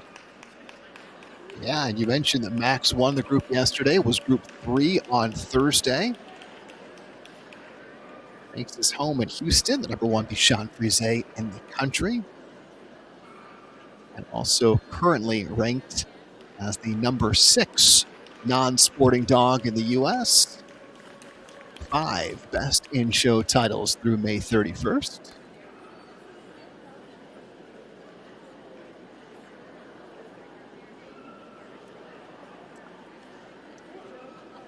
Next up is the Skipper Key. It's a little hobby, always solid black breed. Would have a fox-like expression. From Belgium. Their name actually translates to little captain in Flemish. Very watchful little guard dogs that would work on the canal boats and in the workshops in Belgium. Excel at obedience. So trainable and very long-lived as well, Kelly. Yeah, that's true. This is Lowly from Belton, Texas, with Tony Laszlo. Tells us that the Skipper Key loves chasing squirrels, and also notes exactly what you said, an excellent watchdog. That life expectancy, typically 12 to 14 years or longer. Here's a good look at the Tibetan Spaniel. Another one of the breeds in this non-sporting group that originated in the region of Tibet. They've existed for thousands of years in Tibet and in China. They would work as a lookout and watchdog in the Tibetan monasteries. They'd be perched up on the walls and the windowsills, observing the surroundings and acting as a sentry.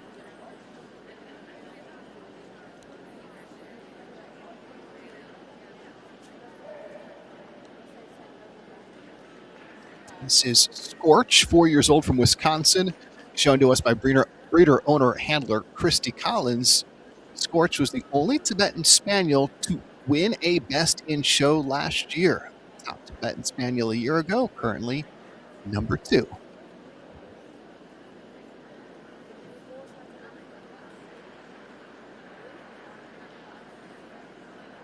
Next up is the Boston Terrier. Developed exclusively in this country, in Boston, of course. It began as a kind of a more rugged bull and terrier type of breed, but then they were refined into this compact little package and developed this really great cheerful, well-mannered disposition that they are known for. Kelly, kind of, that's how they got the nickname of the American Gentleman. Yeah.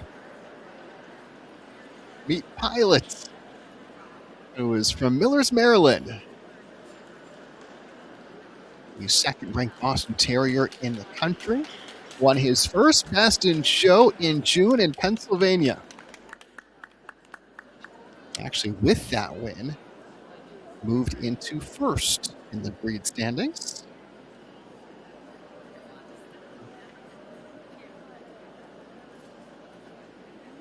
Here is the Coton de Tuliar,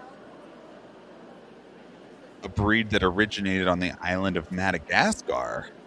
And on the island of Madagascar, you had to be a nobleman to own a Coton. Ownership was restricted.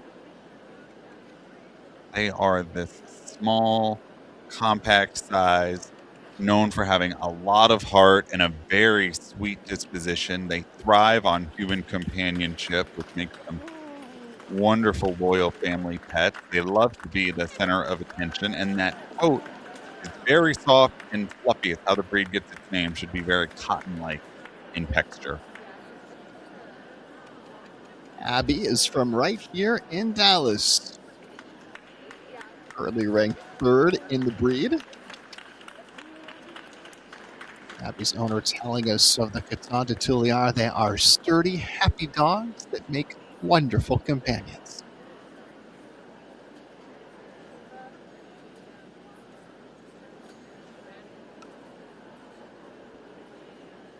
There's a great look at the French Bulldog, of course, with those signature bat-like ears.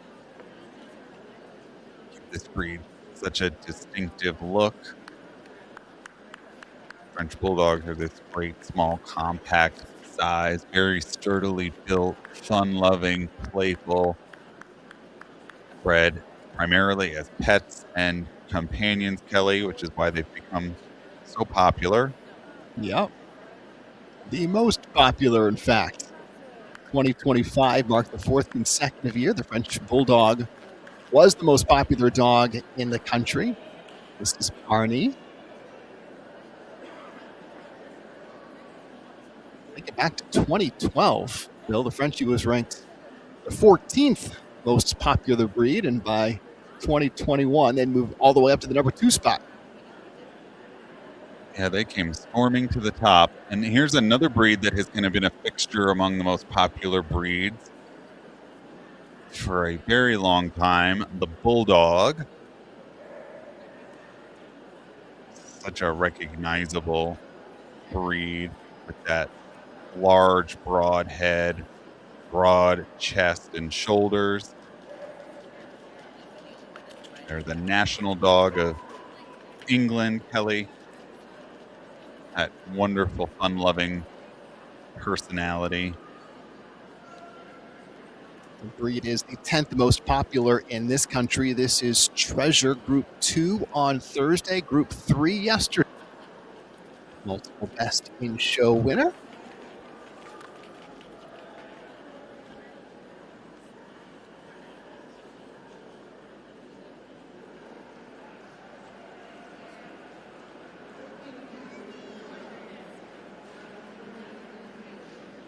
All right, so Denise Flame has now had a chance to judge all of these dogs in the non-sporting group, all of these breed winners that advanced to the group stage.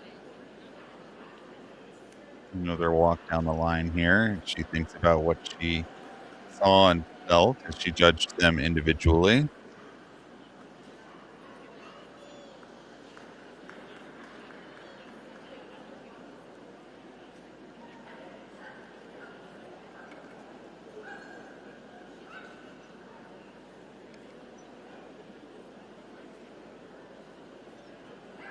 Looks like she has made a decision as she pulls out the Bichon there for first, followed by the Chinese Shar-Pei for second.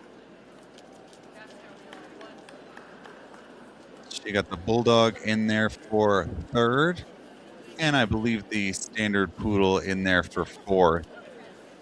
So the Bichon is going to advance to Best in Show again today. We're going to move on to the largest breeds of the day with the working group coming up next. We'll be right back.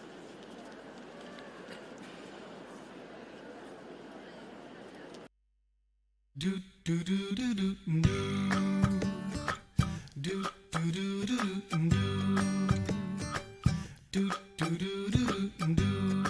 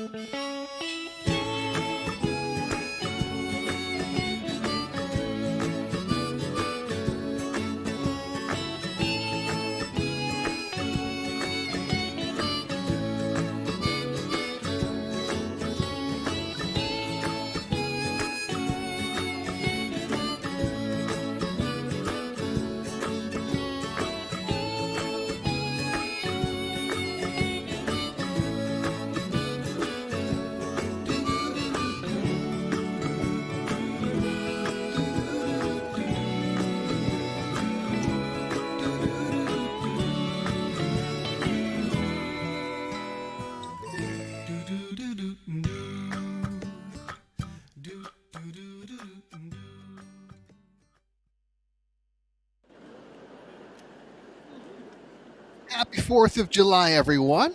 We're so happy you're choosing to spend part of your Independence Day with us here in Dallas at the Lone Star State Classic. This is the Texas Kennel Club All Breed Show. In less than 90 minutes, we will have Best in Show. 4 dogs have already qualified by winning their group: a Norwich Terrier, a Shetland Sheepdog, an English Toy Spaniel, and just a few moments ago, Max Bichon Frise.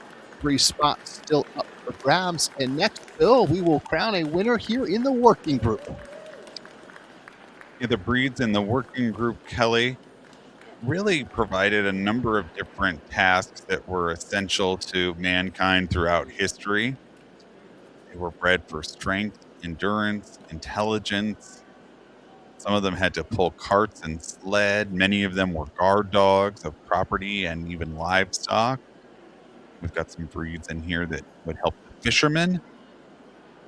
Our judge is Deborah Thornton. We saw her judge Best in Show yesterday. Got some ancient breeds in this group that were also used in the development of some of the other breeds that we see.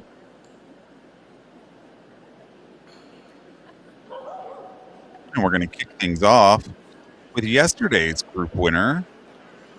The Rottweiler won this very competitive working group yesterday. The Rottweiler is a German breed. They were descended from the drover dogs that were the breed that accompanied the Roman legions across Europe. And in Germany, they became butcher's dogs, guard dogs. They would help drive cattle, kind of valued as a very versatile working breed, Kelly. Yeah, and Bill, of our 4 group winners already today, 3 of them have already competed in Best in Show at one point here in Dallas this week. And we'll see if Granger gets a return ticket to Best in Show. Very accomplished show dog from Chico, California. Won the national specialty just a couple of weeks ago. Currently the number 1 Rottweiler in the country and the number 3 working dog in the U.S., trailing only a Siberian Husky and a Doberman Pinscher.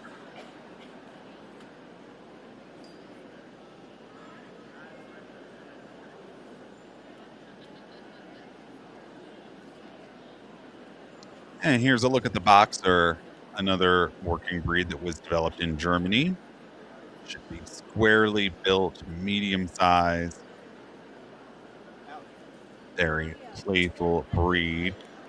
They often get this kind of playful action with their front legs, which might be why they got named Boxer. Bred to hold large game until the hunter arrives. So they're very agile and very courageous and have a very distinctive head and expression. We saw this boxer yesterday, Ridge. He's won the national specialty twice with Michael Shepard, including earlier this year. They finished runner-up in Group 2 Granger yesterday, Group 3 on Thursday.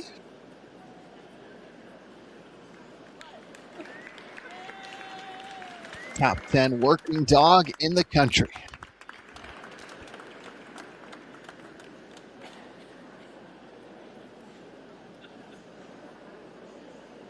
And next up is the Akita, native to Japan. So highly regarded in that country, but it was Helen Keller who was actually credited with bringing the first Akita to this country and how the breed got known here. She made a trip to Japan in 1937, had learned about the faithful Hachiko, and she was gifted a puppy named Kamikaze Go, and he tragically died, Kelly, and then the Japanese government gifted her his younger brother. Wow. And Akita is Canelo. Registered name is by unanimous decision. So I'm going to say that there's a connection with Canelo Alvarez, the boxer. Well, that Canelo is spelled with a C, and this is with a K. I'm going to take your word for that one because my knowledge of boxing as a sport is limited, but I will work on that. No, I won't. That's not true. You don't need to. It's okay. Next up is the Doberman Pinscher. A medium-sized, squarely built working breed that should be heavy in bone. Their head should be a blunt wedge. Originally bred as a personal protection dog by Louis Doberman.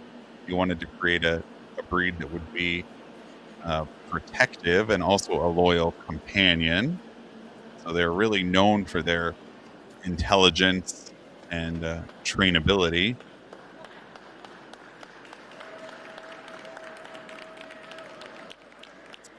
I think that companion piece of it is so important, Bill. And you said it perfectly, right? It was the desire of Louis Doberman to create a dog that was equal parts reliable guard dog, but then also valued companion, and that's what you get with the Doberman Pinscher.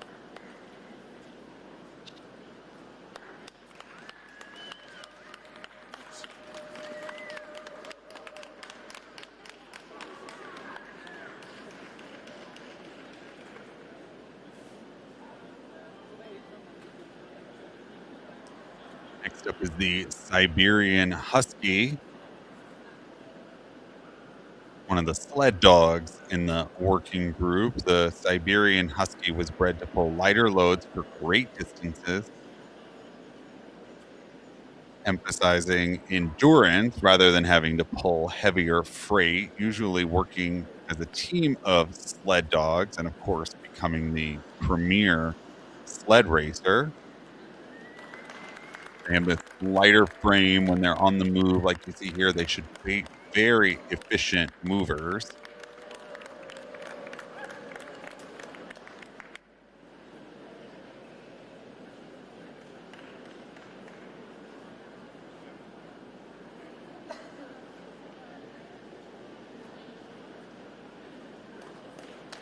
Siberians, of course, because of what they were bred to do, have very dense coats, protecting them against the cold weather. These coats don't require any clipping or trimming, but there is a shedding period at least once a year. But the shedding can be kept under control with frequent brushing during that time.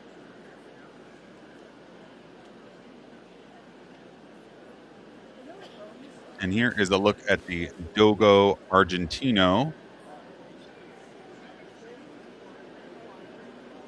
A pack hunting dog bred to pursue big game in Argentina. They would have to go after game like wild boar and puma, but they work in packs, very coordinated packs, required exceptional endurance.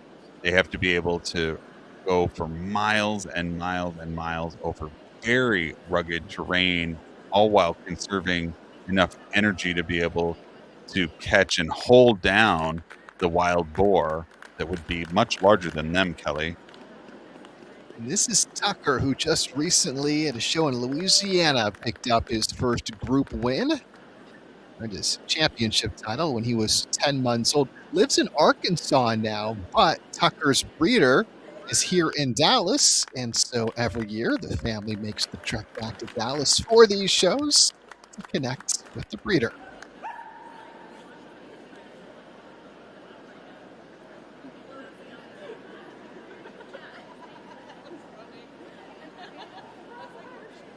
And here is the giant schnauzer, the largest of the distinct schnauzer breeds. The giant schnauzer was bred up from the standard schnauzer, also shown here in the working group. Bred up to this larger size to be a cattle driver. They have that wiry coat, which helps protect them from harsh weather and rough terrain. And they were also used as police and military dogs because of their loyalty and their great trainability, Kelly. Flirt is 5 years old from right here in Dallas. Multiple group winner. The Flirt's best friend at home is a miniature schnauzer named Viva. Together, they've got about an acre of room to run at their house. They chase each other for hours, and when they race, Bill, who do you think wins, the giant schnauzer or the mini schnauzer? I'm going mini schnauzer. Believe it or not, it's Flirt. All right. I shouldn't have guessed.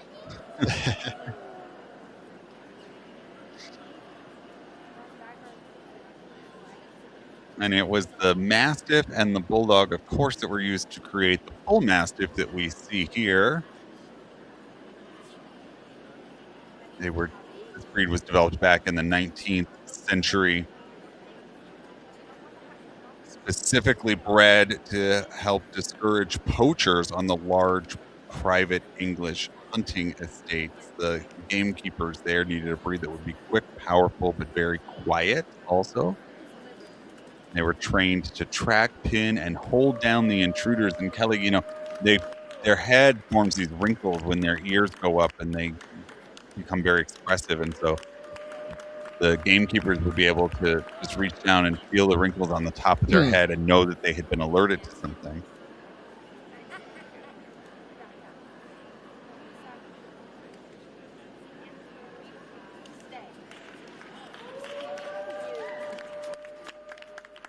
Answer is 2 years old from Montgomery, Texas. Named after the elephant on Tarzan.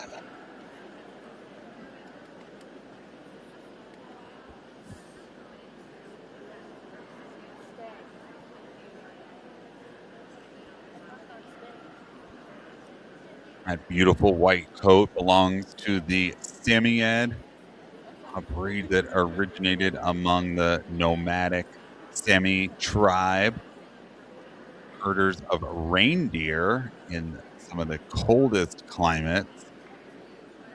They also worked as sled dogs, pulling the sleds and keeping the families warm at night.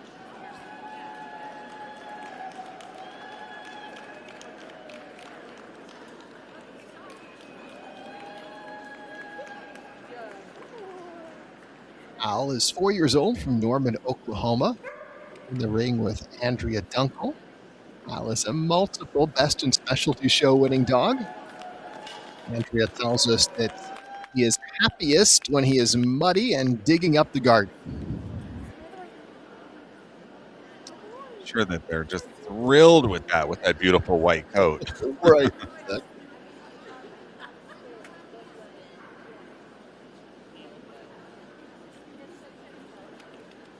The large, powerfully built Newfoundland is up next here. The working group, the Newfoundland, developed in Canada as a working water dog. Heavy bone, powerfully built. They have that heavy coat. It's a bit of an oily texture to it that allowed for the Newfoundland to work a little more easily in the water. Fishermen would use this breed, and then of course later used for all those water rescues that we see them doing.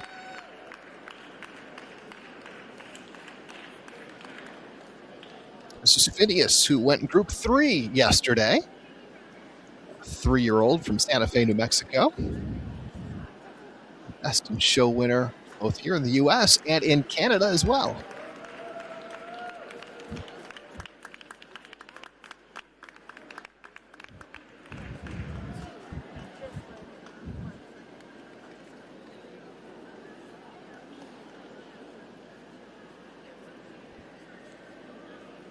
And here is a look at the Kubas, an ancient Hungarian breed that was used as a livestock guardian, known for their intelligence, independence, and protective instincts. They have that white, dense coat that, one, helped protect them from the weather, but also made it easier for the shepherds to distinguish the Kubas from the predators at night.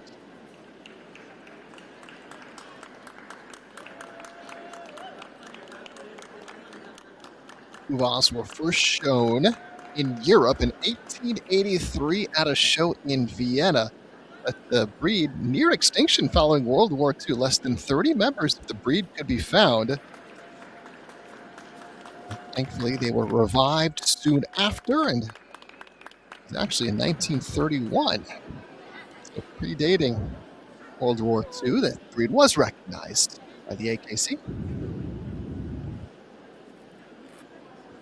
So many wonderfully dedicated breeders that help keep these breeds around and breed happy, healthy dogs so that we can continue to enjoy these breeds. They're just dedicated to Yeah, their breeds and the original function for each to help keep them around for us. Very purposefully bred. As we meet the Borbal here, developed in South Africa. Borbal actually translates to farm dog. This breed was used to guard South African farms from predators. They had to guard them against hyenas and the big cats in South Africa. It's a massive type breed. They're very agile and light on their feet and should have a much blockier head than many of the other mastiff type breeds. Very distinct feature on the Borbal.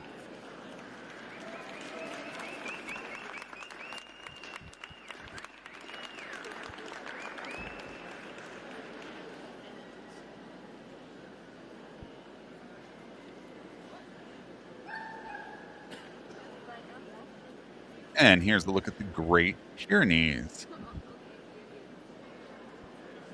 The Great Pyrenees was developed in the Pyrenees Mountains between France and Spain, known for being a very quiet, calm, large working breed. They were a livestock guardian. They worked very independently, left out with the livestock to keep watch over them and protect them from wolves and other predators.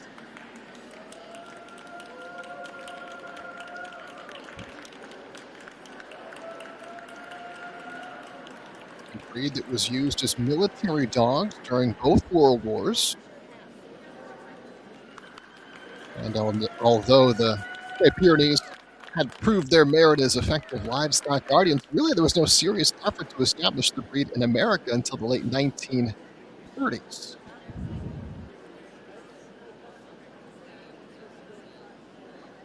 And here's a look at the Portuguese water dog. Medium-sized working breed, but very powerfully and muscularly built. They were developed along the coast of Portugal. And the fishermen there would use this breed to herd fish, retrieve lost tackle, help deliver messages between boats. So they are full of energy, love the water. They are excellent swimmers.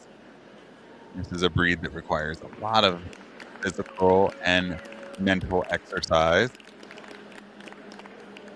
They have two different coat types, wavy and curly. It's a wavy textured coat that we see here, and they can also be shown in two clips. The retriever clip where they have hair all over their body, and then the lion clip like we see here where their hindquarters are clipped shorter. Recognized by the American Kennel Club in 1983, the Portuguese water dog made headlines in 2009 when Senator Ted Kennedy gave Bo to the Obama family to fill the role of White House first dog.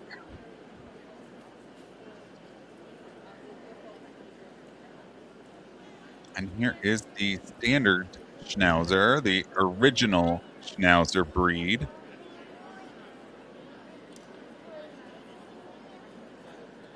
Depicted in artwork that dates back to the 15th century in Germany. They were kind of all-purpose farm workers. They were used as guard dogs, herders, even ratters. Highly intelligent, very quick learners. They have that wiry, textured, protective coat as well, Kelly. Here's a dog who deserves bonus points on the 4th of July. Rocket was the group winner on Thursday, and Rocket's registered name is Rocket's Red Glare. Top standard Schnauzer in the country.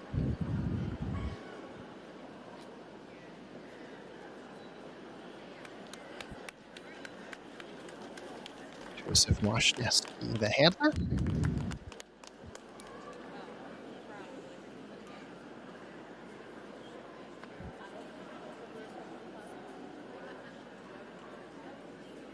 And closely related to the standard Schnauzer is the German Pinscher, not just a smaller Doberman Pinscher. So you can see, if you think about the kind of the size and the shape of the standard Schnauzer, you can kind of picture in your mind the similarities between this breed and the standard Schnauzer. One of Germany's oldest working breeds, the German Pinscher was used as a general farm dog, as a ratter and a guard. They are lively, alert, very intelligent. They should be muscularly built, but very agile as well. They have a strong prey drive. If they think they need to go after something, they're going to chase it. There were various types divided into separate breeds in the late 19th century based on coat and size. Several of those varieties, such as the Harlequin Pinscher and the German Silky Pinscher, became extinct. That was nearly the fate of the German Pinscher as well, but as we described earlier, thanks to the tenacity and desire of several very passionate breeders, the German Pinscher was able to survive. All right, so Deb Thornton here has had a chance to judge all of these dogs individually. Let's see which one's caught her eye.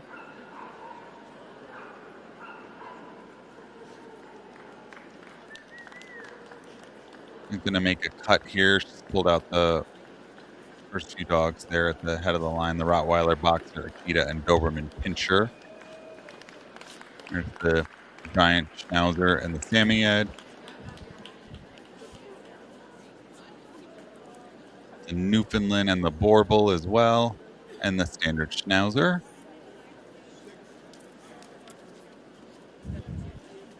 Asking them to go around the ring one at a time once everybody else has left the ring. So one more time around on the move.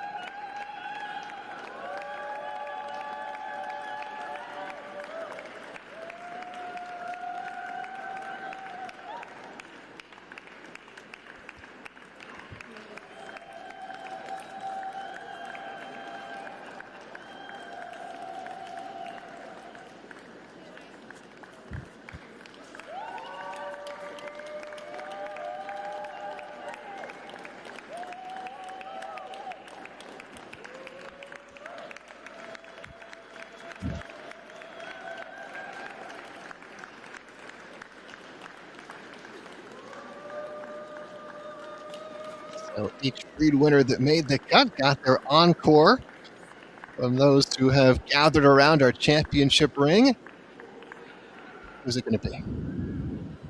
It looks like she has made a decision here, going to the giant Schnauzer there for first, followed by the Newfoundland for second. The Borbal in there for third, and the standard Schnauzer fourth. So the giant Schnauzer flirt going to move on to best in show today, Kelly. We're going to take a quick break here and get the sporting dogs ready to go. We will be right back.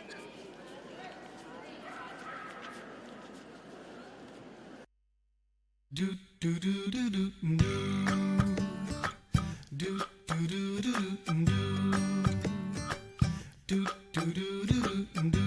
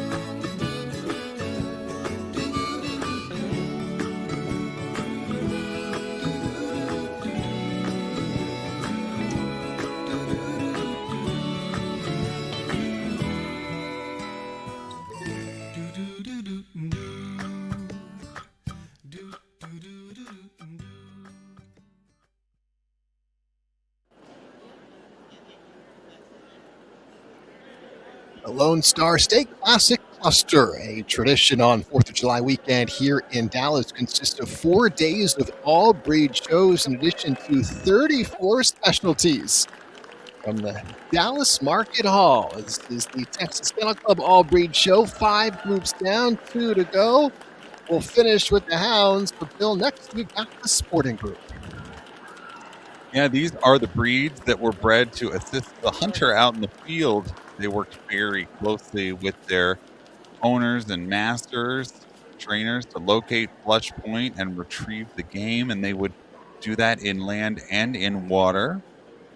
Bred for stamina, trainability, and to be very cooperative. And because they worked closely with the humans, that's why they make such wonderful companion breeds as well in many examples.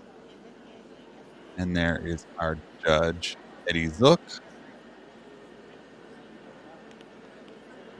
After a quick look, tells everybody to relax so that he can go to work judging each of these breed winners in the sporting group individually.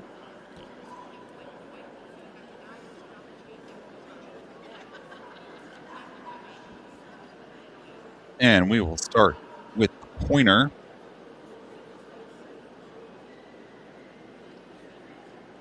The pointer and the other pointing breeds help mark the game for the hunter.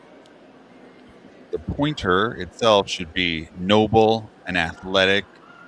They have an extraordinary scenting ability as well, but they have a signature pose. When they locate the game, they should stand frozen in place to indicate to the hunter that they have found it.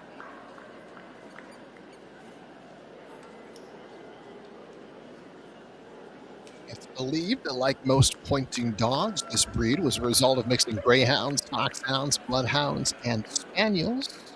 This is Atlas from Fairbury, Nebraska. And here is the Gordon setter.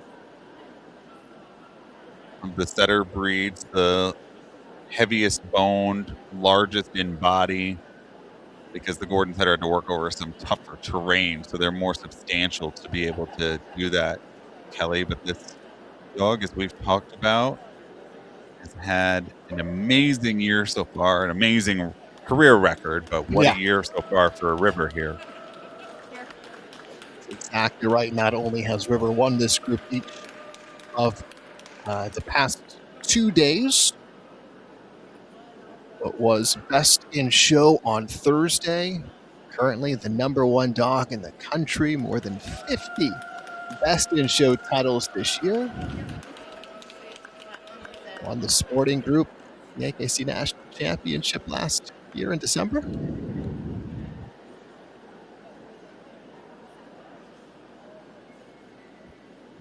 Here is the Weimaraner. The Weimaraner was bred for tracking large game like boar and deer originally, and then transitioned to working as a hunter of upland bird. They're great pointers, also capable of retrieving and tracking the game. They have a very athletic and noble appearance.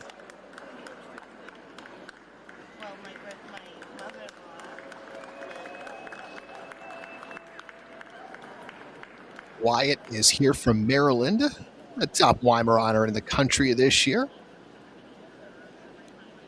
Master breed at the national specialty.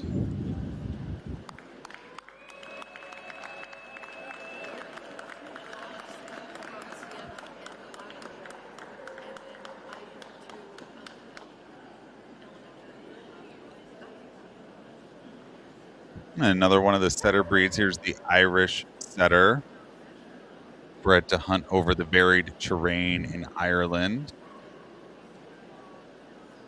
The Irish setter is always this solid red mahogany color that we see here.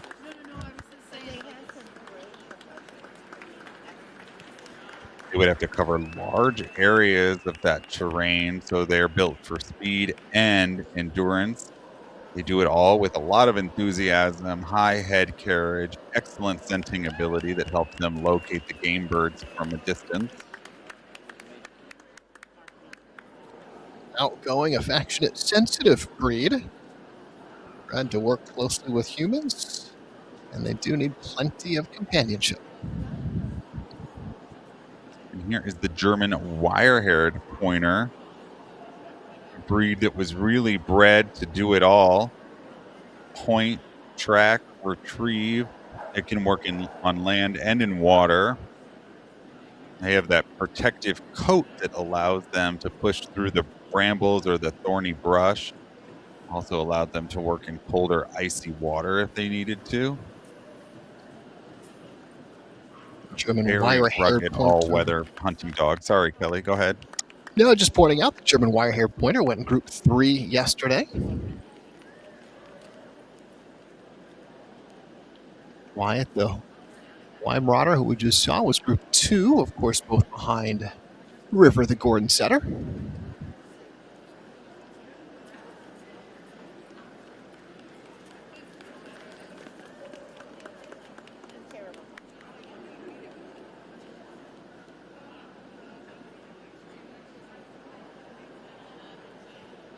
Another very versatile sporting breed is the Vizsla, bred to be an all-purpose hunting companion. They have, once again, excellent scenting ability. They're great pointers and have natural retrieving instincts as well. They were developed to hunt in the very open plains of Hungary. They worked on land and in water, and they would work in very close range to their handlers.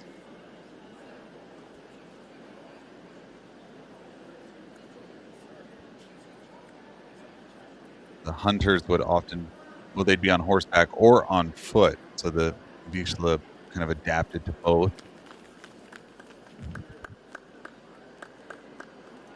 Yeah, the breed really is famed for its aptitude as both a pointer and a retriever on land or in water. Strong protective instinct as well. Make great watchdogs. Here is the English setter, bred to hunt upland game birds like quail and pheasant. They worked in more open fields, and they would, what we call, quarter the field. They would use kind of a sweeping trot and their keen scenting ability to detect the scent from a distance. And then once they located the birds, they would set. And instead of striking a pose in the same way the pointer would, the setters set, they get lower to the ground. It allows the hunter to approach and either net the game or flush it out. A beautiful coat is always white, intermixed with flecking of a darker color, which could be tan, black, or blue with tan points.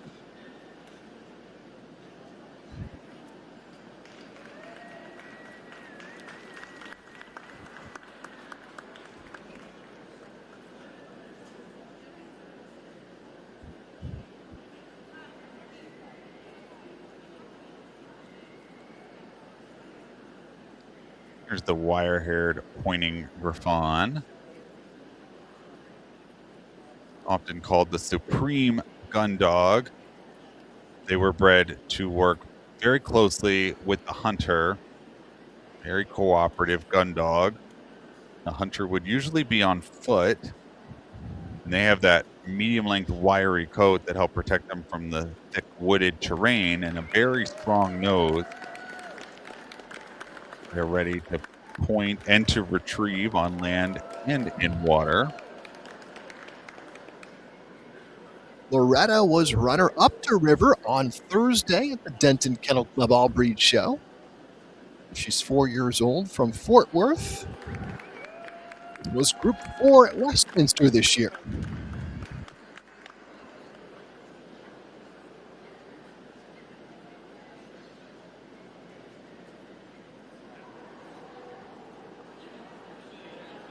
And of course, this is the Golden Retriever, bred to retrieve ducks and other waterfowl from the cold, rough water. So that double coat should be dense and water resistant. They have exceptional swimming ability. And they should have a natural soft mouth that allowed them to bring the bird back gently and undamaged. Among the most popular breeds because they're such wonderful, easy family companions, Kelly. And this was the largest entry at today's show, the Golden Retriever, 58. And from 58, we have our best of breed, Micah. She's 3 years old from Chattanooga, Tennessee.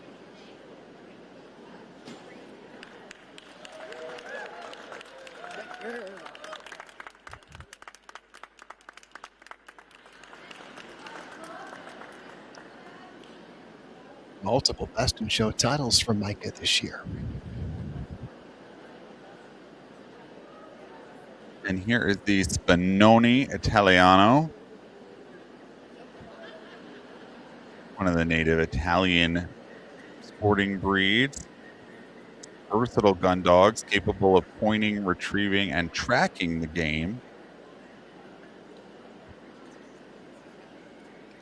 They work at a kind of a slower, very methodical pace.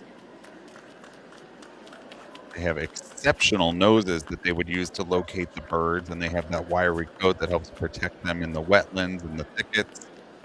Strong, very muscular frame as well.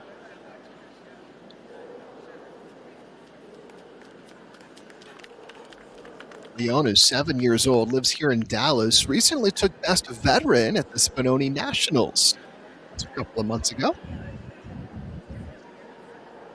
And another of the Italian sporting breeds is the Baracco Italiano. Bred as a versatile gun dog. Once again, great tracking, pointing, and retrieving capabilities. They were used to help net the bird even before gunpowder. And then they transitioned to working with the hunter using a shotgun. But this trot you see here is really a hallmark of the breed. They hunted a long, extended trot to help conserve energy because they had to cover very large fields.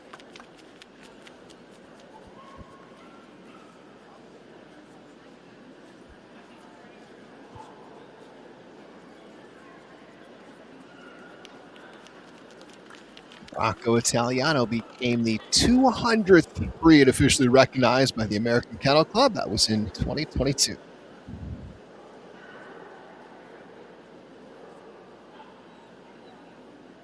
Next up is the German short-haired pointer.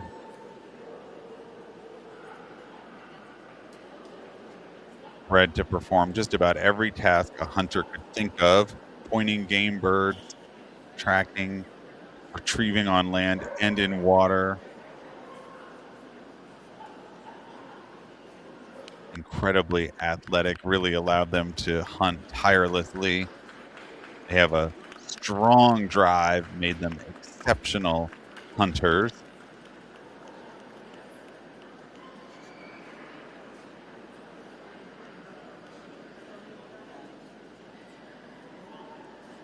Is our 6th of 7 groups. A reminder, we will have the Hound group next, and then Best in Show.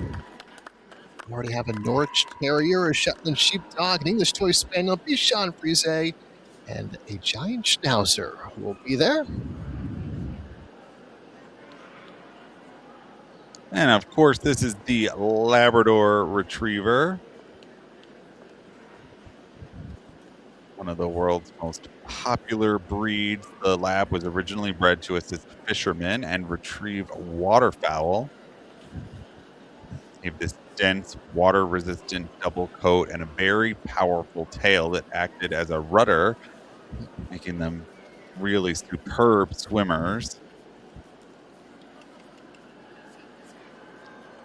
Included in her registered name is Chatty Talk. This is Gossip. She's 2 years old from Texas. Aaron McRobb, the handler.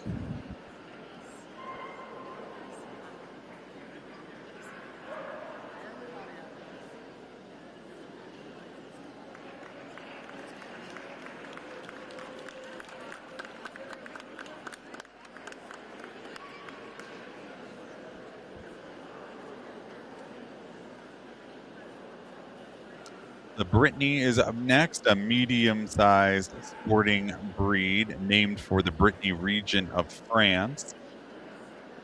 A very athletic and agile breed. They have this lighter frame that allowed them to move very swiftly through the field and keen noses that help them locate the birds. It's a breed that worked very closely with the hunters. So it made them an ideal choice for the hunters when they were on foot, Kelly. And this is Wonder. She is 2 years old from Huffman, Texas.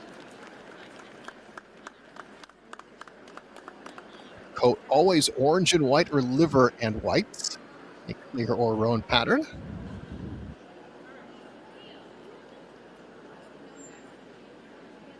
There is the English Springer Spaniel, medium-sized spaniel breed. The English Springer Spaniel is also one of the oldest British sporting breeds. A breed that would work in that sweeping pattern, quartering the field, would maintain close contact with their handlers, and then flush the game birds when they found them, and then once the bird was shot down, go and retrieve it. Drama went best of opposite at Westminster this year.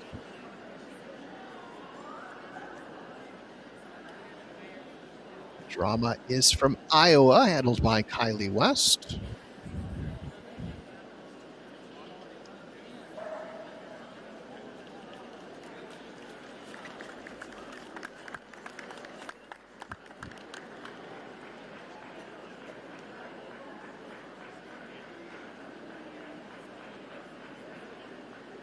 And next up is the Lagotto Romagnolo. Covered in that tight, curly coat. It's an ancient Italian breed. Lagotto was originally a water retriever. They have an exceptional sense of smell and a digging ability, and so they transitioned to becoming the truffle dog.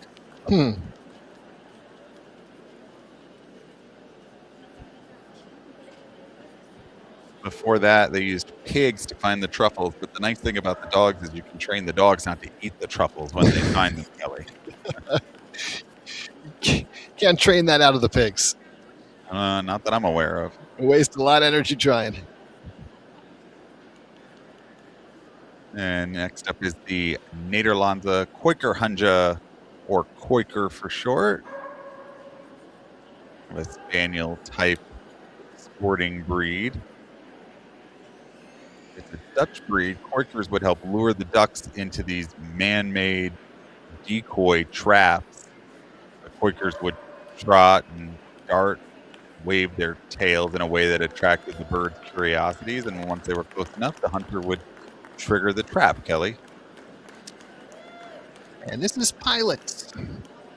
The eagle has landed at Waterbound, the registered name for this 4-year-old Quaker from Alvin, Texas. A Best in Show winner. Favorite thing to do is to retrieve in the pool.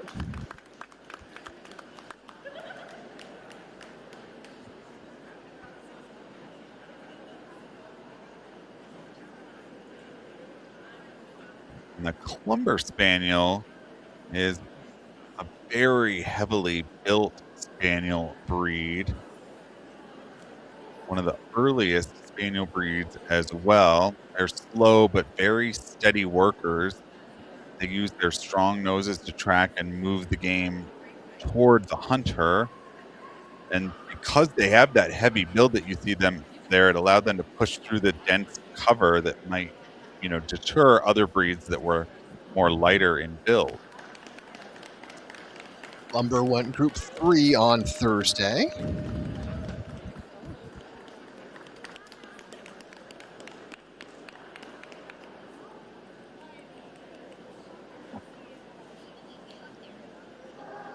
Spaniel, one of the 9 original charter breeds of the American Kennel Club.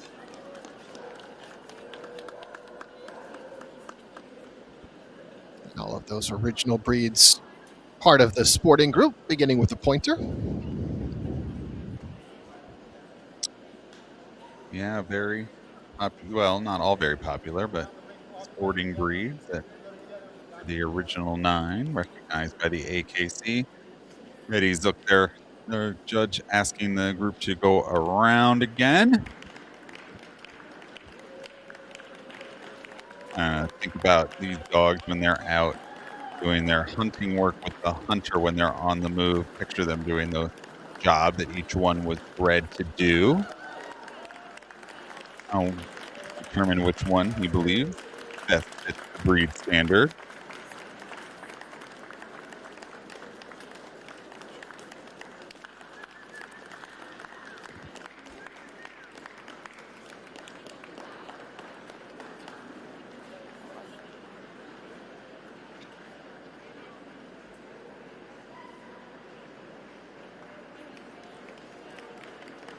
He's pulling out River, the Gordon setter, first, followed by the wire-haired pointing Griffon and the English setter, and the Weimaraner for fourth. So there you go. River, the Gordon setter, his third sporting group win of the weekend. The country's top dog is going to get the chance to compete for yet another Best in Show, and we'll see if he can take home top honors in just a little bit. We're going to step aside for a short break here, and we will be right back with our final group of the day, the Hound Group, in a moment.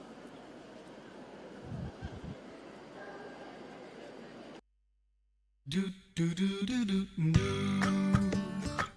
do do do do do do do do do.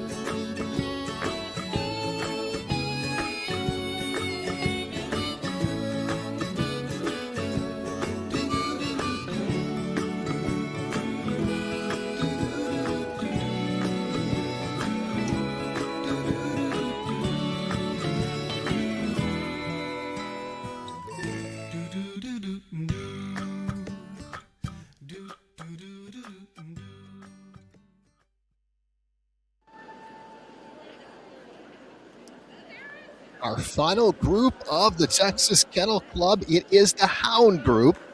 The winner of the Hounds will advance to Best in Show, which we will have for you here on AKC TV coming up in less than 30 minutes. But first, Bill, let's take a look at the breed winners from the Hound group. Now, these breeds in the Hound group were developed over centuries to hunt game of all sorts of different sizes. They generally worked by either scent or sight, so we refer to them as scent hounds and sight hounds. They have very specialized instincts that allow them to track, pursue, and locate the game across all kinds of different terrains. Scent hounds have unbelievable olfactory ability and endurance, ready to trail for hours. And the sight hounds, of course, have exceptional speed, agility, and amazing vision, which allowed them to do their hunting work. Angela Pickett's going to judge the Hound group today, and she's going to get right to work here with the Afghan Hound, ancient sighthound breed from the mountainous regions of Afghanistan. Long associated with royalty in Afghanistan, the breed was bred to chase down game over harsh terrain.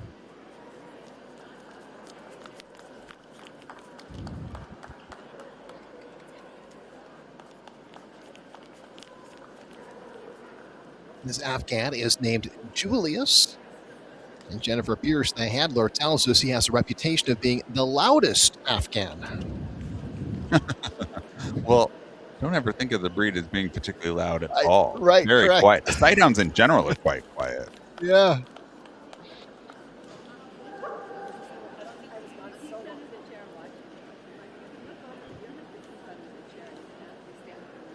The greyhound up next, of course, associated with their incredible speed. The fastest dog breed that we have, they can get close to 40 miles per hour. Famous for that sprinting ability, used to hunt hare and other game in very open country.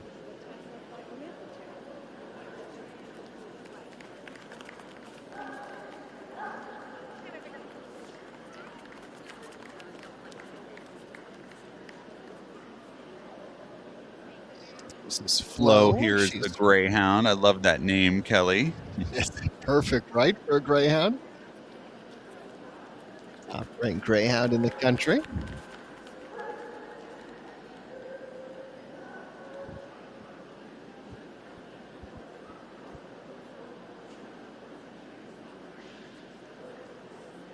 Next up is the Rhodesian Ridgeback. Originating in southern Africa, it's a versatile hunting and guarding breed, bred to track and hold large game, even lions at bay. It would kind of taunt the lion like a matador would with a bull until the hunter could arrive, Kelly. A day for Rhiannon, who won the breed today from the classes and is now just 1 point away from her championship at just 10 months old.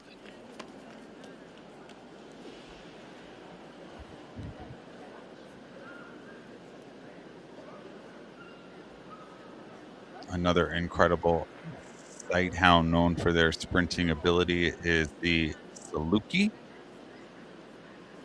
from the Middle East, long associated with the desert nomads and the royal households in the Middle East. They're lightly built, very graceful, had to pursue game such as gazelle over the vast expanses of open land in the Middle East. So, really incredible sprinters with remarkable stamina, Kelly. Yeah. Snickers is the top Saluki in the country. Has won the breed all 3 days here in Dallas. In fact, on Thursday, Snickers finished in the group, on group 4.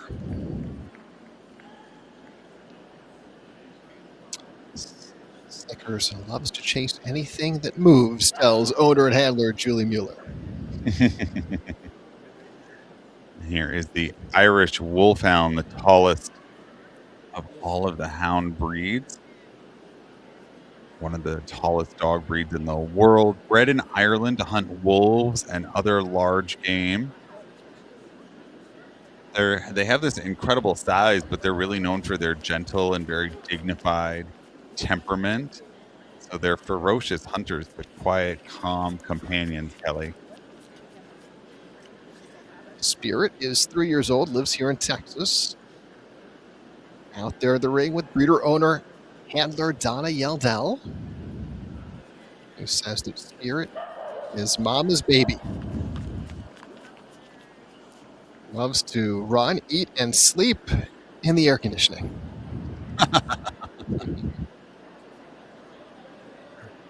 A fair weather workout for him. Yeah, correct. Here is the Borzoi Russian hound breed. Again, incredible sight hound here. Originally bred for wolf hunting in Russia. Built for a combination of speed and strength. They have this long, silky coat that provided protection from the cold Russian winters and the rough terrain.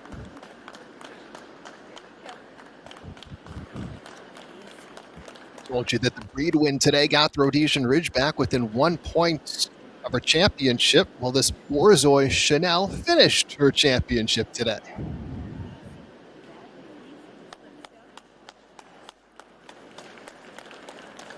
Pretty great day at the dog show when you get to do that and become a champion.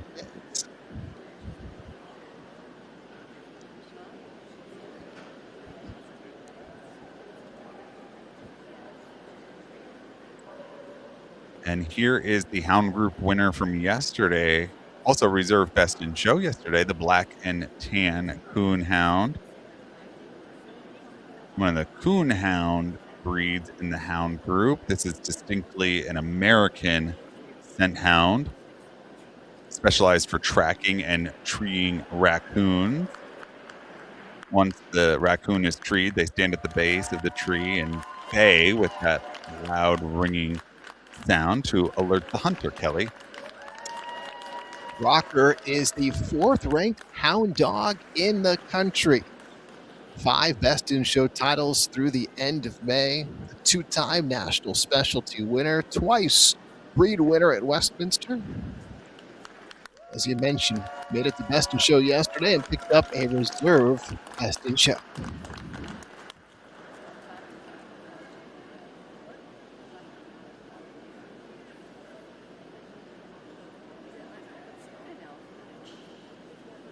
Next up is the Bloodhound.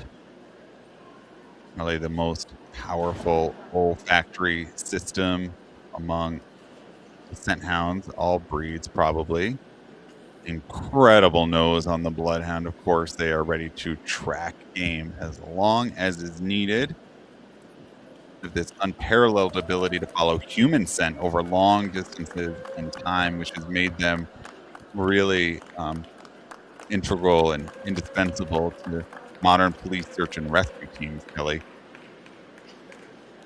This Bloodhound is named Colt, 5 years old. Cedar Park, Texas is home base for Colt, who lives there with a herd of Cardigan Welsh Corgis.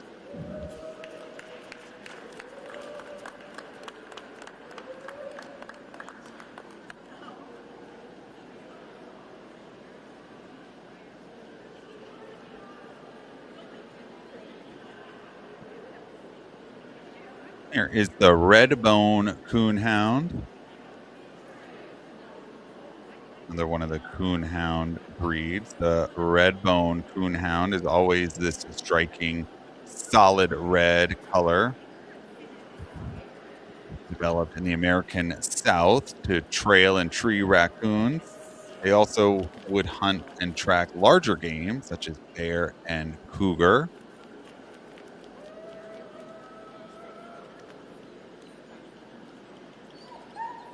Her registered name includes, should have put a ring on it. This is Diamond, 2.5 years old from Crockett, Texas. Currently the #1 Redbone Coonhound in the country. And an active hunter.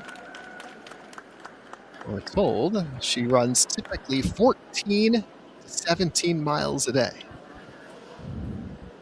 It's more than I'm doing, that's for sure.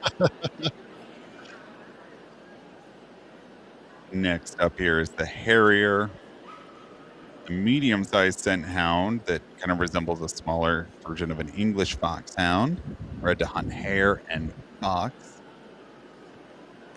Usually the hunter would follow the Harrier on foot rather than on horseback. You didn't need to own a stable of horses in order to have a hound or pack to go out and hunt with.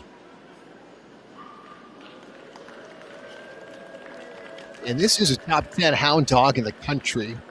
Her name is Rumor. She's gone Group 2 each of the past 2 days, finished behind a PBGV on Thursday, and then, of course, rocked with a Blacktown Coonhound yesterday. So perhaps it's Rumor's day today. Here is the Whippet, a medium-sized sight hound that was developed in England as a smaller, economical racing and rabbit coursing dog. Kind of resemble a smaller greyhound.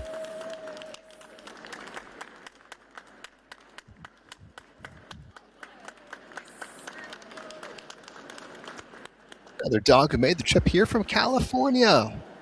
Her name is Maple with Stephanie House. Maple is a specialty winner.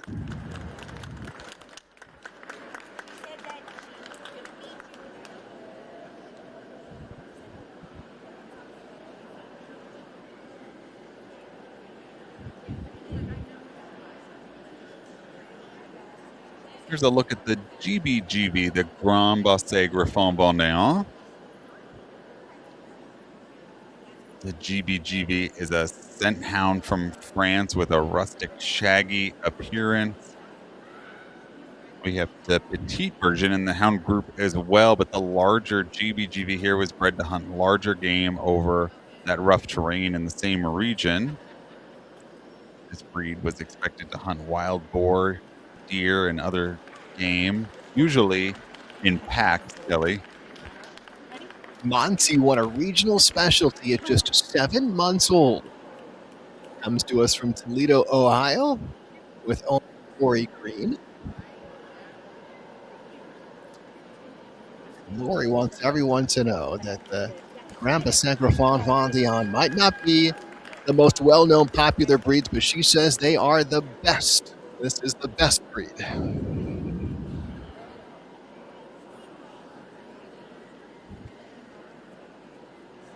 Here's a look at the Cerneco del Etna, the breed native to the Italian island of Sicily. They are small, slender, found mostly around the base of Mount Etna, the volcano on the island of Sicily. They have great endurance and agility. Had to hunt in that hot, rocky terrain, usually hunting rabbits using a combination of sight, scent, and hearing as well, Kelly. The breed standard was first written in 1939, recognized by the Italian Kennel Club that same year. The breed got its AKC recognition in 2015.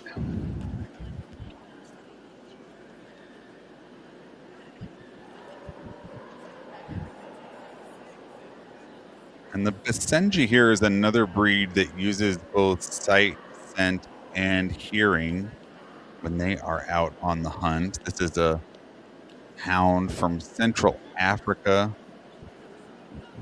independent, very fastidious, described as sort of having cat-like habits, very agile. They have a strong prey drive. They bond very closely with their families. When they're hunting, they work to flush out and drive the game into nets, as well as to track other small animals for the hunter. Adam Kozakowski, who's showing us Duchess, I like the way that he put this. He says, the breed's not for everyone. I love their independent attitude and their earned affection. And so most dogs will be affectionate with almost anyone. You have to earn it with the Basenji, but when you do, he says nothing can compare. Yeah, they make you work for it, for sure.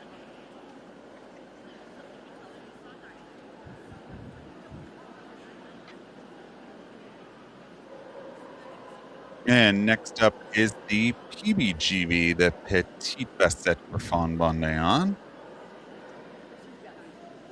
So the smaller, more petite version of the larger GBGV that we saw a few moments ago. The PBGV is rough-coated, hunting in that same Vendéen region in France. They were bred to hunt rabbits and hare, had to do it in that thick underbrush, so they have that shaggy protective coat, Kelly. Yeah, and this is Hemi, our group winner on Thursday. 5 years old from California, a 2-time national specialty winner, and 2 times best of breed at Crufts.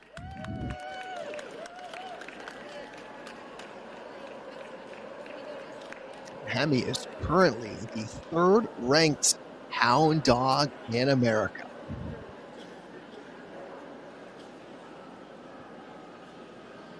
And as we work our way through some of the smaller hound breeds, we'll get to see a couple of beagles here. The beagle, of course, is a scent hound that hunted in packs. Developed in England to hunt rabbits and hare, and bred to be this smaller size so that the hunter could follow them on foot. They usually have that white tip on their tail too, so the hunter could see them, although I think that their freely used voice probably is a pretty good indication of where they are at any particular time.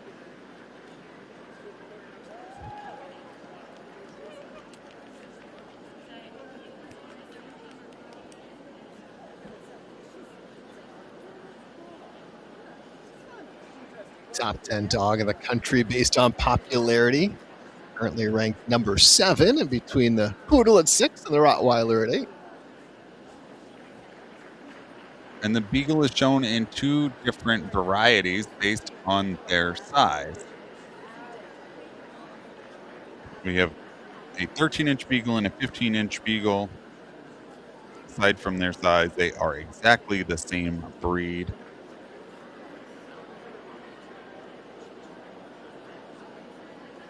Beagles are known to be friendly and outgoing. It has made them one of the most popular companion breeds from the hound group.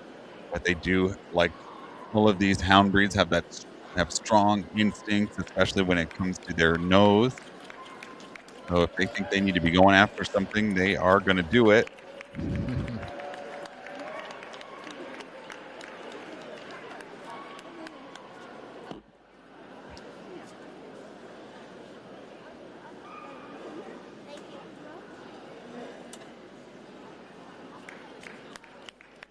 We mentioned during the sporting group the 9 original charter breeds of the American Kennel Club. There are some hounds that weren't too far behind. Mid-1880s, gaining AKC recognition. The Beagle one, the Basset Hound another.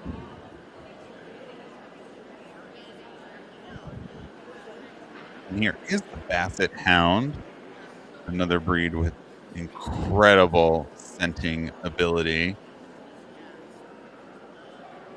Basset Hound is heavy boned, low slung, built low to the ground. But they're tenacious workers. They have those long ears that help funnel the scent up into those nostrils. And when they are on the scent, they're ready to go as long as they need to. Bred for endurance rather than speed. Bentley is a top 20 hound dog in the country. 2023 National Specialty winner. And best of breed at the Yankee National Championship in 2024 and again last year. Is also on best of breed at Westminster each of the last 2 years. Here is the Portuguese Penango Pequeno. This little breed bred to hunt in the rugged terrain in Portugal. Specifically used to hunt rabbits in that harsh, stony terrain. They had to be very agile. They hunt using a combination of sight, scent, and hearing, Kelly, usually working in small packs. Fancy like Applebee's on a date night. That's the registered name for Quiz. 5 years old from Byers, Colorado.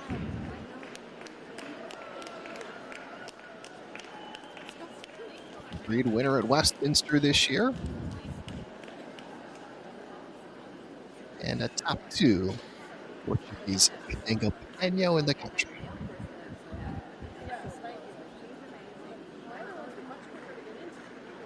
We've got a few dachshunds in the hound group. The dachshunds are shown separately in their different varieties based on their different coat types. This is the long-haired dachshund up first. You can see the longer coat here.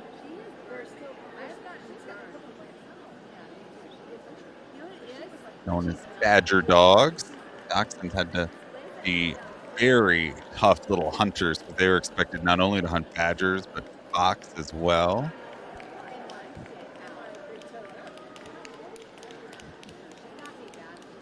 Wendy McQuiston, who is showing us Allie, says that Allie is busy, fun dachshund. She's a cute 4th of July little firecracker. Perfect for today. Yep.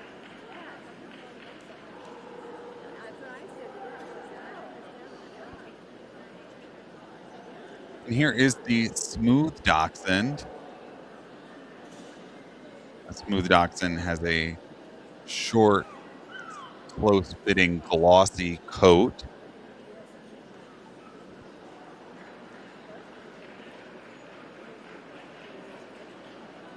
The short legs on the dachshunds allowed them to kind of dig in and maneuver within the burrows of the badgers and the fox, and then they had that longer body help them dig and turn as well.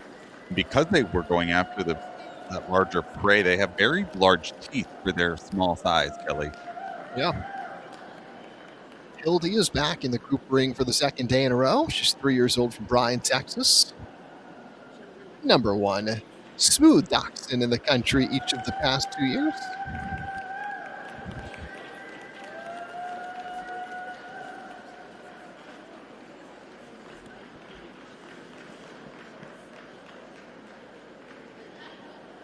And that wraps up the hound group. You can see Angela Pickett, our judge there, having a quick look at all these hounds lined up for her.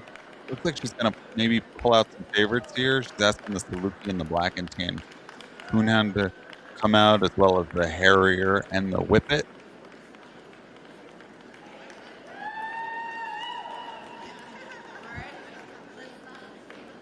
The PBGB joining that group, along with the larger beagle and the smooth dachshund.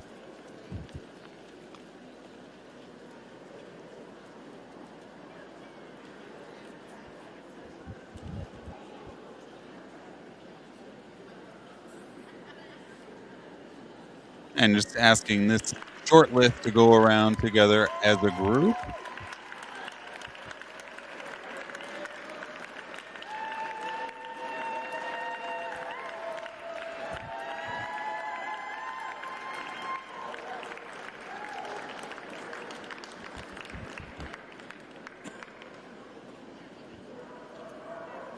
And let's see who catches her eye.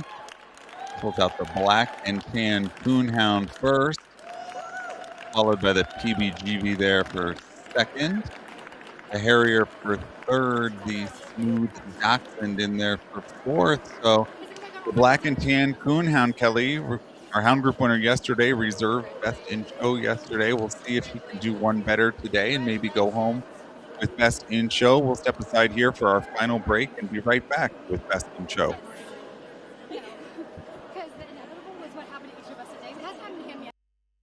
Do do do do do do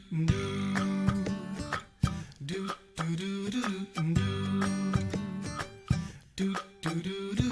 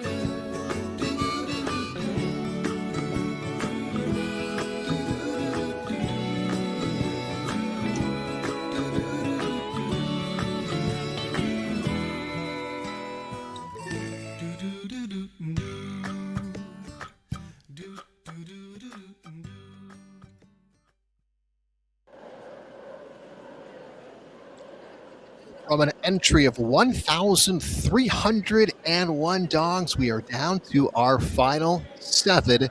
And here they are, your 7 group winners. It includes the number 1 dog in the country, River the Gordon Setter, who has gone Group 1 each of the past 3 days. The Lone Star State Classic Cluster won Best in Show on Thursday. And we'll look for another Best in Show title this evening, but still certainly a very qualified list of contenders as well with River. Sure is a beautiful group of Best in Show contenders here. Our 7 group winners. Our judge for Best in Show today is Kimberly Ann Meredith, who always looks fantastic, but wonderfully festive today for the 4th of July. Looks great. We saw her judge the working group yesterday. Gets to judge Best in Show today. And we'll start things off here with the winner of the sporting group, the Gordon Setter River, the top dog in the country so far this year. won the sporting group the last 2 years at the AKC National Championship. Reserve Best in Show at the AKC National Championship in December. Over 50 career Best in Shows with handler Stacy Threlfall. River will turn 7 on August 5th.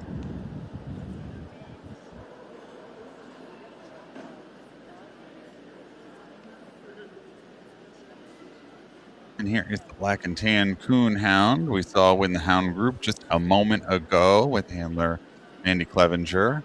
Rocker. Reserve Best in Show yesterday. Ranked among the top hounds in the country.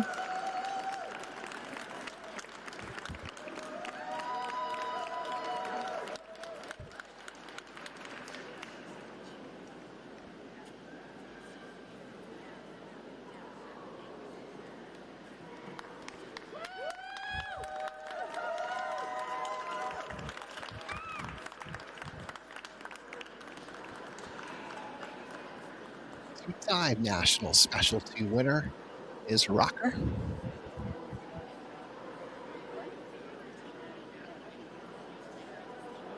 A giant schnauzer won the working group a little bit earlier today. Flirt is the 5-year-old giant schnauzer. A multiple group winner. Her best friend at home is actually a miniature schnauzer.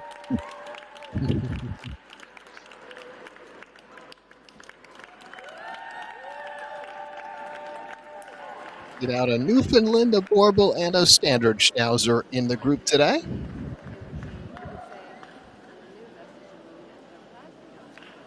Of our 7 group winners, only 2 are in the Best in Show ring for the first time here in Dallas this week. Flirt is one, Landry the Shetland Sheepdog the other. Landry had finished group 2 each of the past 2 days.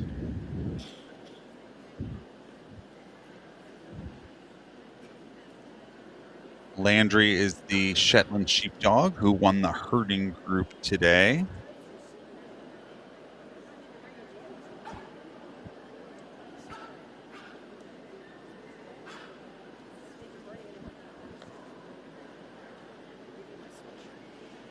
Best in Show winner with handler Jennifer Harper.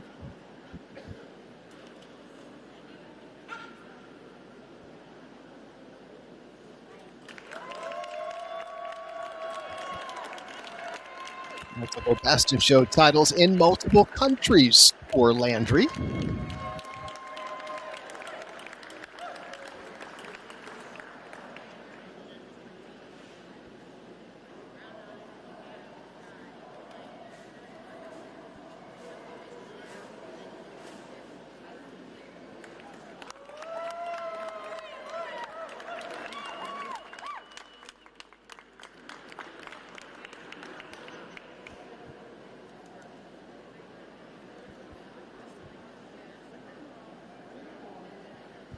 And here is Max, Bichon Frise, who won the non-sporting group for the 2nd day in a row.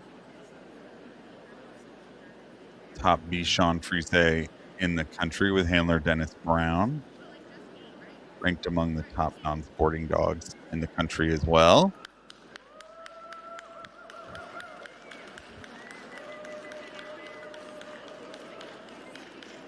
Through the end of May, Max was 6th among all non-sporting dogs in the U.S.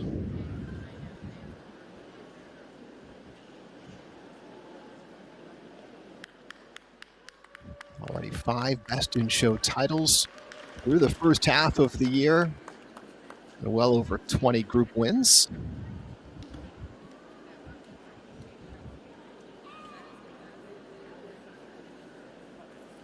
And here is Alfie, the Norwich Terrier.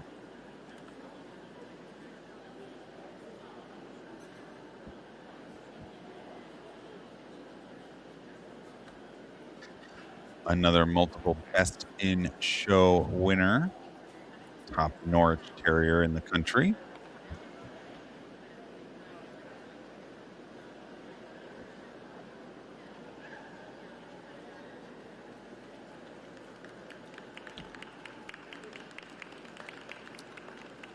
Eighth among all terriers in the U.S. won Group 1 on Thursday. Finished third in the group yesterday. Losing out to Wager, the Smooth Fox Terrier, went on to win Best in Show.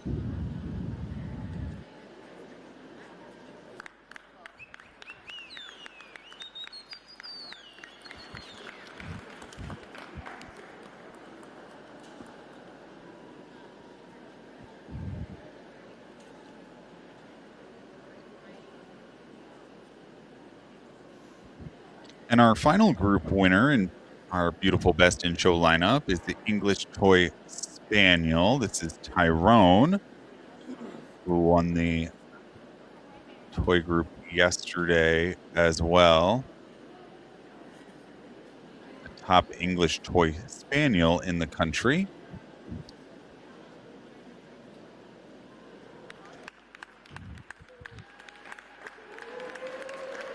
10th ranked toy dog in the U.S., as you mentioned. Group winner yesterday, Group 2 on Thursday.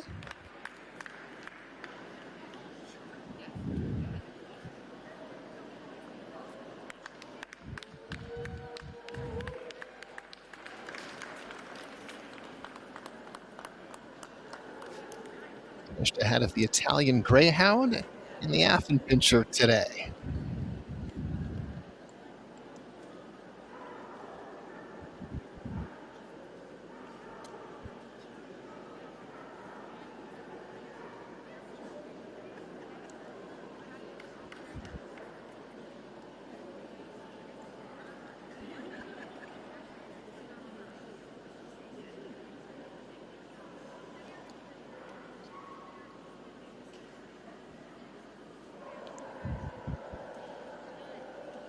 Have a walk down the line and look at all of these group winners one more time, their head and expression, and then ask them to go around one at a time again on the move.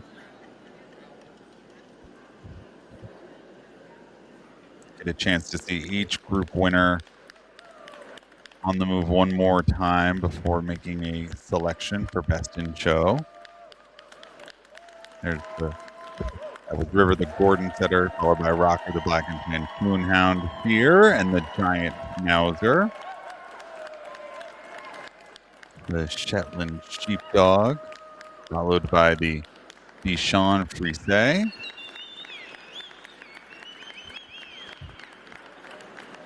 And the Norwich Terrier. And the toy group winner, the English Toy Spaniel.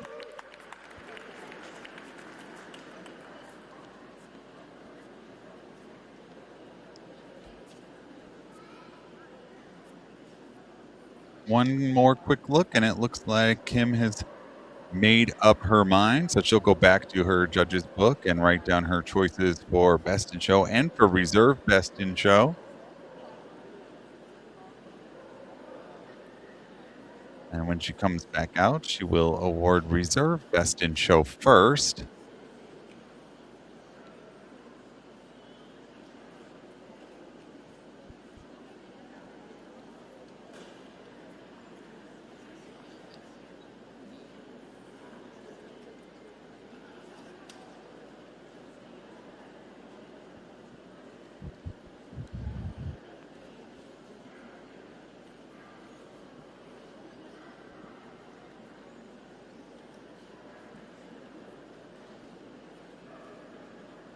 Rocker the Black and Tan Coonhound went Reserve Best in Show yesterday.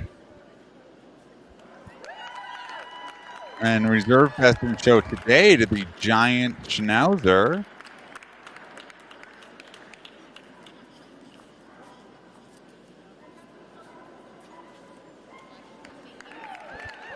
And Best in Show to River, the Gordon Setter, the country's top-ranked dog.